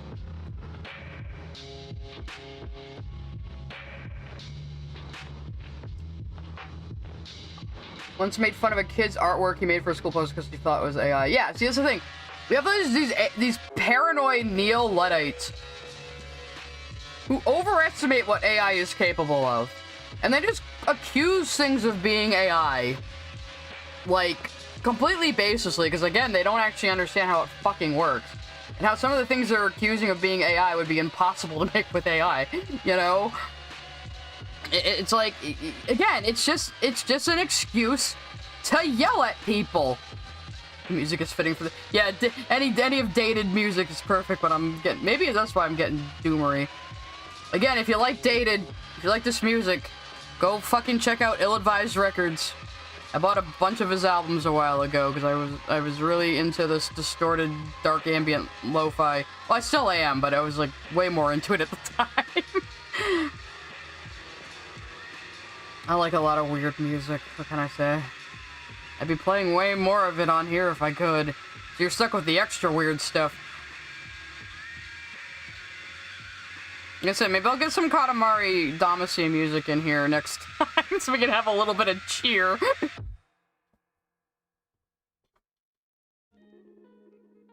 Oh, now we got Kind Words music, so hey. You see people recording their drawing process and say AI. Though I have seen the reverse, the hilarious one where an AI artist was trying to prove they actually drew the thing and tried to do a speed paint, and it was like they were so obviously just erasing like a white layer on top of the AI image, and it was so funny. It's so funny that they actually thought that would work. So I'm gonna expand her pigtail over here a little bit, just to make it look a little less flat, but I also want to keep it into where the page is gonna end right about there. I don't know. I'm trying to narrate what I'm doing in case any of you want to learn art.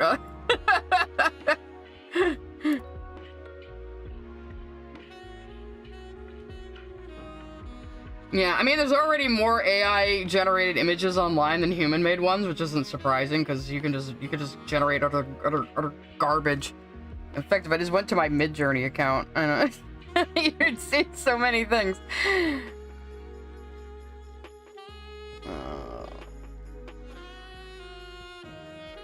I don't think I can get into it right now, because I'm actually not subscribed right now. But I've made some pretty cool-looking fucking shit. Oh, yeah. I think I was showing this one last time. Let's show this one off real quick, because I was, for some reason, I forget why, we were talking about Freddy Fazbear being somebody's lawyer. So I asked Midjourney to give me Freddy Fazbear as Saul Goodman, and this is one of the ones it made, and it goes fucking hard, man. I love that his jacket is also the fucking mascot felt. I didn't ask it to do that, it just did it. This could be an album cover, look at this shit. It's great. But again, I always get the coolest shit completely by accident, so...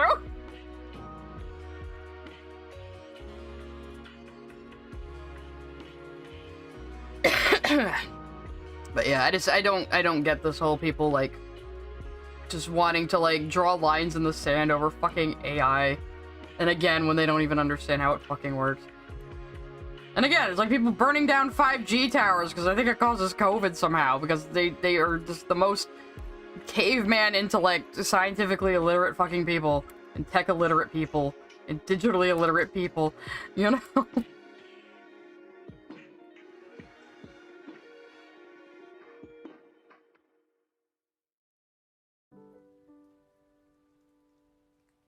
Yeah, Jasper. I mean, some people are dumb enough to buy AI art commissions because they can't fucking recognize it. It's like how Grey Delisle made an ass of herself after bitching about the AI voices in some kid's, like, you know, non-profit fan project. And it wasn't even her voice. And she was talking about, oh, I'm gonna blacklist this person from the industry, like I have all this clout. And then she showed off a fucking commission she got of Daphne, and it was so obviously AI, and she paid like $200 for it like a fucking idiot. Man, if only I was enough of a piece of shit to scam people like that. Damn my integrity. That's why I'm broke.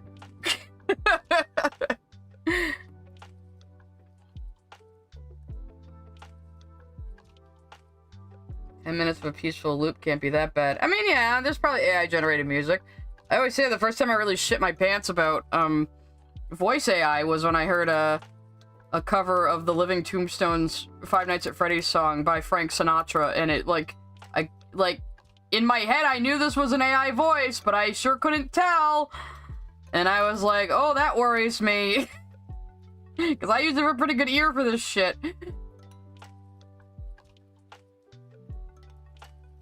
Drawing your own version of Spinel? Excellent. Commit crime, make money. Yeah, right? I mean, all the fucking corporations are criminals, basically, right?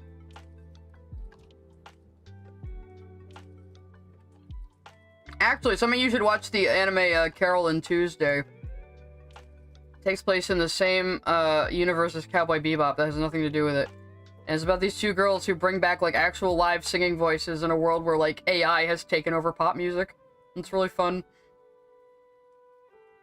You watch Kill Bill Volume 1 and 2? And you were having visions? My goodness. I haven't seen those movies in a long-ass time. I do remember Lucy Liu being in them, though, which is fine by me.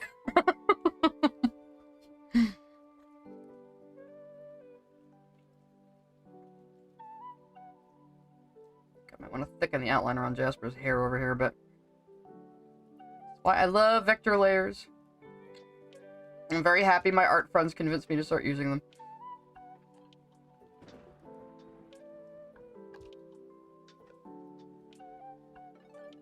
Laserhawk got a second season. You know, I haven't even watched it yet, but like all the clips I've seen of Asshole Rayman do seem pretty funny. But then earlier I was just talking about like who gives a fuck about Ubisoft.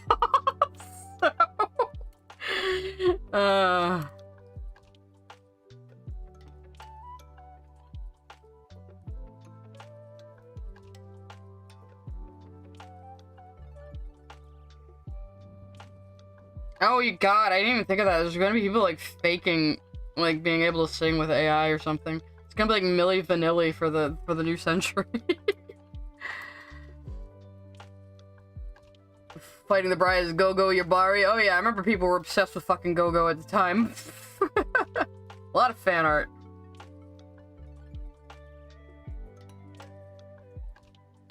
Animal Jam music? No, this is an artist called Nemo's Dreamscapes. He runs a YouTube channel where he does stuff like, oldies are playing in another room, you know, while it's raining and you're asleep, stuff like that, or, you know, it's raining on the roof of a car while music is playing somewhere. So, he does a lot of that stuff, but then he came out with this original album, and so I went and bought his album to support him, and I play it on stream because I'm allowed to. So, go check out Nemo's Dreamscapes, everybody. Especially if you like that sort of, like, ambient soundscape type of thing, more so than just, like, music playing. Where you got, like, nature sounds and other stuff going on.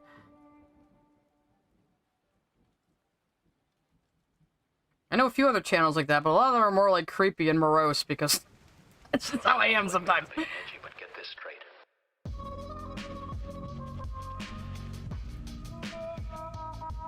There's a big band cover of a guy who does a Sinatra impression, but then somebody put the Sinatra AI over that. Well, that does seem a little pointless. It's like, yeah, your impression's really good, but what if we had a robot do it better? To what end? It's not impressive that you can engineer an AI to do that.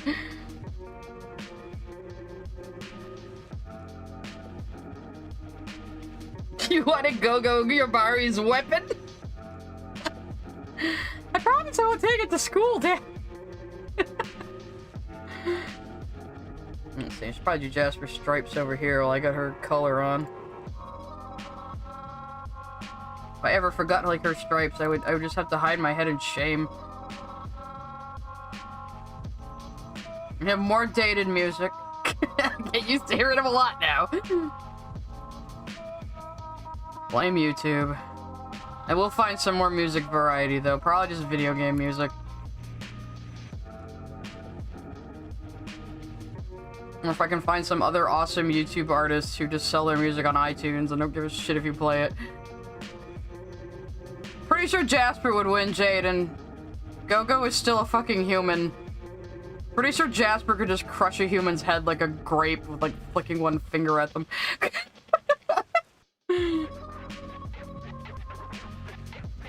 I kinda headcanon that Jasper has killed humans before. It seemed like humans were hanging out with the crystal gems a lot. And I could just see that. Like, Rose should take better care of her pets if she doesn't want them splattered all over the ground. You know? Other people with their faves like, no. Or other people like whoopify Jasper, and I'm like, make her even more psycho and murderous.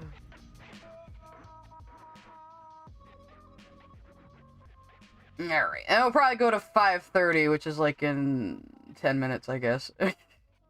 I'm getting kind of hungry. We laid a lot of flats today, though. That's good. That's about all I got done. But no, actually, we adjusted some inking lines as well, and we inked this. I just have to figure out this fucking part of the panels now. So probably next time you see me, I'll probably at least have all this sketched. So I mean, I do work on it outside of the streams, but a lot of the times I'm doing other stuff. Yeah, Spinell's like, I can fix her. It's like when I did that one picture of them. Hang on, let me go get it. I have a menu open that you can't see. I have a whole Jaspinell folder because I'm just cringe. Oh yeah, this.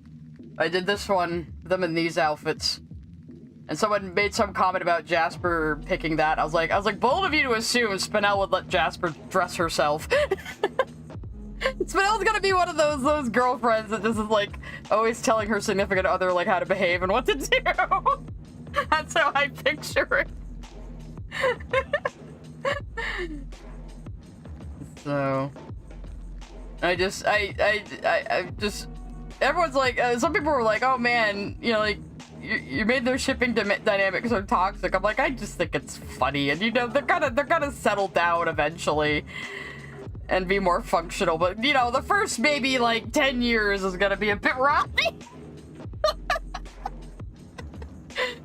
Give them some time. There's a Jasper who like doesn't understand how to person like at all.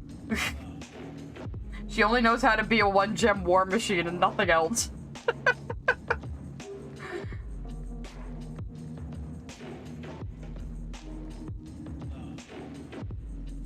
Yeah, she was never really quote-unquote redeemed. I mean, mostly everyone was trying to help her stop being such a fucking stubborn loner.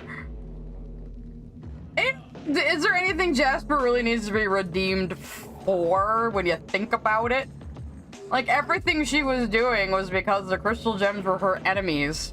Like, if the show was following her as a protagonist, Steven and the crystal gems would be the bad guys.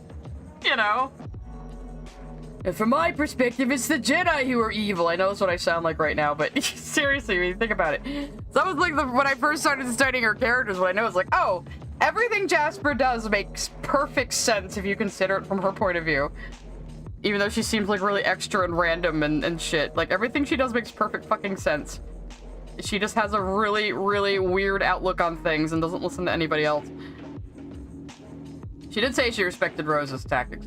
Jasper likes battle, but she won't just fight anything. Like, she was ready to, like, not fight the crystal gems because they were just, you know, a ruby and sapphire fusion, a small amethyst, and a pearl. Like, she was not gonna, like, she was not even gonna dignify that with a fight because they're not worth fighting to her. So she's not just, like, a violent maniac who will just, like, destroy anything in front of her. She wants a good fight. She is a Saiyan. She is literally a Saiyan. She is Vegeta. Jasper is just Vegeta, honest to God. And I totally am not rating Jasper and Spinel a bit like Vegeta and Bulma as a couple. Not at all, no. That's totally not what I'm doing, even though I realized it myself not too long ago. Yeah, she did fight against her own diamond, and I would love to know what she thinks about that, but I don't know if Jasper has even processed the fact that Rose and Pink Diamond are two different people. I mean, I know she recognizes it with Steven, but I don't know. She probably just doesn't think about it. Knowing Jasper, she is incapable of introspection.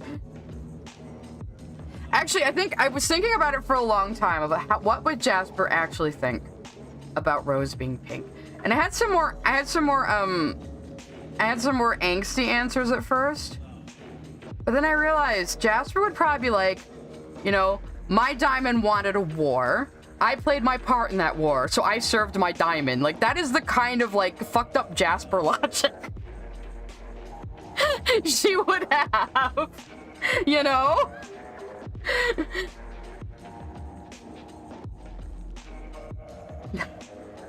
Well, that is what she's pissed off about in future. She says it out loud. She says, like, I have nowhere to go and no one to serve. You know, all I have is power. So she wants to serve under someone of a higher authority. That's what she wants, you know? Because that's the only life that ever made sense to her. And she thrived under her homeworld's system, even though the entire time she was trying to justify her own existence because she came from Earth. And, you know, they lost the war and everything just sort of went fucking sideways. Imagine you were literally made for the war and the planet. Yeah. She was literally made for the war against Rose Quartz. And she was made on Earth, which is also a point of shame on Homeworld. And she's the only quartz from Earth that Yellow took, and then the rest of them got shoved off on the human zoo. You know? So, she's always kind of been in a league of her own. Do you think Jasper snuck into Steven's truck? There is fan art of that, which is really funny. Everyone joking that she would secretly just come with him anyway because she's fucking Jasper. She would. She don't listen to nobody. Well, you told me not to obey you, my diamond, so I'm not. Actually, I gave Shark that idea for his AU. It was like saying, even after like 800 years, she's still calling him my diamond, and she won't stop, and he can't get her to stop, and he's given up. But she's like, well, you told me not to obey you, so I'm not by calling you my diamond. That would be Jasper's asshole logic. To get what she wants. Oh god, I love her so much. That's a good example. Jasper's a good example of a character who is fun as a character, but if you knew a real person like her, they would be insufferable. You know? Garnet has Vegito vibes. A little bit, actually, a little bit. Doing the diamond salute while she's squeezing the fucking trunk. Yeah, right? Obviously, Jasper would not deign to shapeshift herself smaller. That would just be humiliating. So she would squeeze herself in somehow.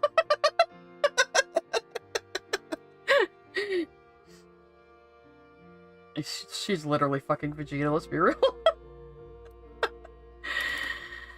I was like, when I first saw her and saw her fucking boots and saw how her outfit kind of looks like Saiyan armor, I was like, I see you, Sho. I see you, Sho. I fucking see you there. You know? Or as Lily Orca would put it, they're getting distracted by anime references. You know, the anime references that last 2 seconds and still make sense in the scene, even if you don't know it's a reference. You know, how terrible. You know, the way references should fucking be. Jasper, the dumb, arrogant, and stubborn bull quartz, yes.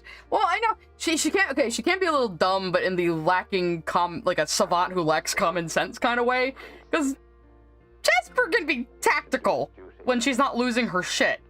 Because look at Alone at Sea. She takes the time to disable the boat before she gets up on the boat and confronts Lapis. So, yeah.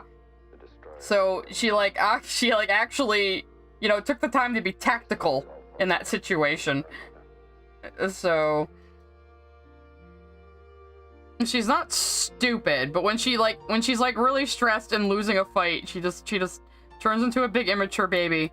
And make it clear that she like jumped back here. I don't know. I don't think I would like Lapis and Peridot fusing after what Lapis did to Peridot. Unless I find a common ground that way, I suppose. Car would just drag on the ground. The car wouldn't even be able to, like, fucking move, probably.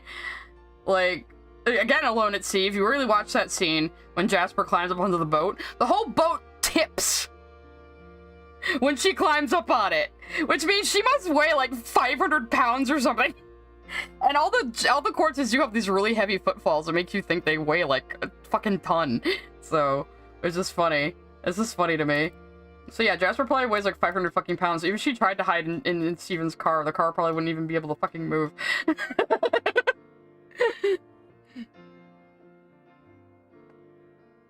There's the reason why Jasper and Ocean Jasper unfused. Well, they unfused because Ocean Jasper was basically a dumb animal at that point and just wanted to get away because it was scary, you know?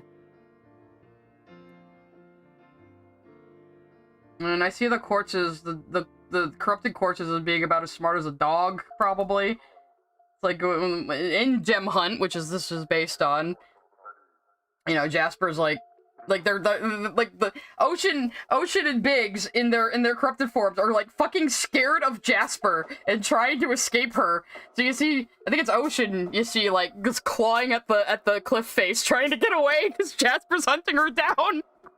And she's basically about as smart as a German Shepherd right now. You know? So, it's like... Poor things. Oh, by the way, Kaiser, Sharkman says your meme is very high effort. Veggie bowl moments. Oh, God. Oh, is this actually from the manga? I did see that one that was like speculating the time they got together was when everyone got teleported to Earth after the Namek saga. And Bulma just walks over to Vegeta, like, makes out with him, slaps him, calls him a bad man, and tells him to call her. And I'm like, yes, that's probably exactly how it happened. I love that Vegeta is now a better husband than Goku. I mean, not a very high bar, but... Yeah, it's a TFS version where they're just yelling "fuck you" at each other and then decide to actually fuck. Which again, I can also see that as exactly how it happened. Vegeta's a good father to Kid Trunks. Maybe. Not Mirai Trunks. And there I go using Japanese words like a fucking weeb again. I don't mind Lapis not being a good person and being someone who is traumatized who hurts people in turn, but they just don't give her any fucking resolution or consequences in her writing and then just treat her like, you know, she's cool just because she's Lapis, and I fucking hate it. She says I'm... You're pregnant? How? No, he's not as dumb as Goku.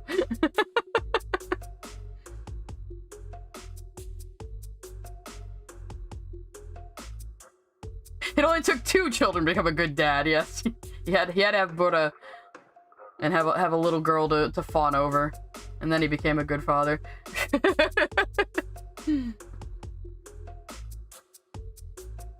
Yeah, she became Rose permanently.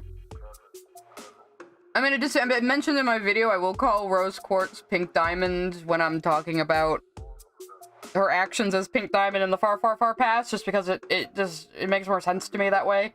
Because then people know, like, what fucking timeline you're talking about. Because imagine if you said, like, you know, Pink Diamond fell in love with Greg. You know, if you're fucking Lily Orchard. You know? Piccolo covers going on sides. Yeah. Is it Art B? If I can find it. We can end the stream with that. Because it's a really fucking funny comic. And I know I refound it recently.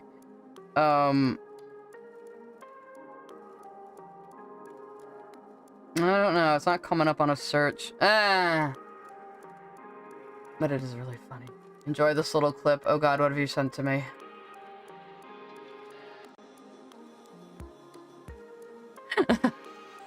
Is this a fan dub or is this from Future, by the way? Okay, let's play it. I'll play it real quick. Naka's the one who finally took care of that superhuman water, huh? I guess he's pretty strong after all. Still, I was so close. Another couple of seconds and I would have been able to beat Vegeta. What did you say? Wait, I was gonna ask you. Aren't you a little too old to be sucking on a pacifier? What are you talking about?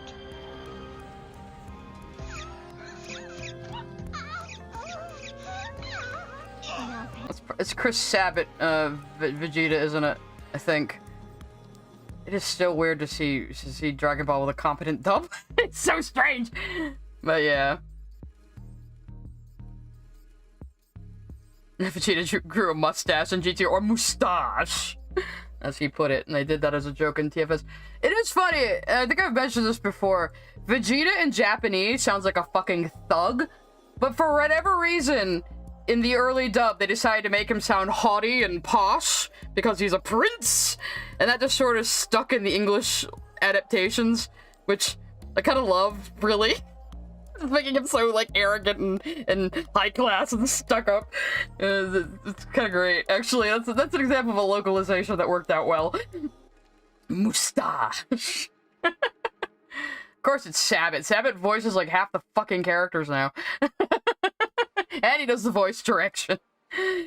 And he's had cameos in a fucking Dragon Ball Z Abridged. Anytime you see someone credited called DJ Sextillion, that's Chris Sabat.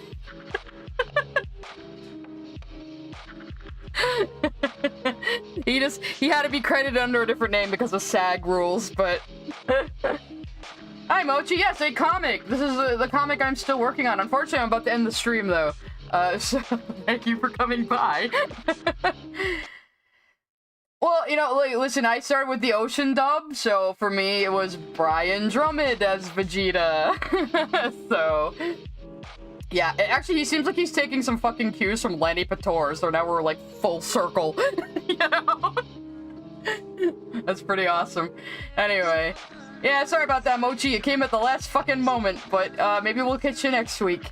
I'm gonna sign off for now, though. It's been fun, as usual. We just ramble about whatever the fuck we feel like. Unless I'm doing a reaction, which I did promise I might do some more reactions in the future. I will definitely, whenever Yandere Dev releases his video about all of his controversies, I'm going to react to that. And I'm probably going to be loud. And then there were 2 other Lily videos I was thinking of reacting to at some point. Not anytime soon, probably, because Lily is fucking exhausting. But it was the anime ranking video, and I think one about how story-driven shows are bad. So, yeah, that seems like my wheelhouse. So, sometimes I will announce it. If I'm going to do another react, I will announce it on the community notes and in the stream descriptions. Anyway, so yes, thank you all for coming. I will see you later.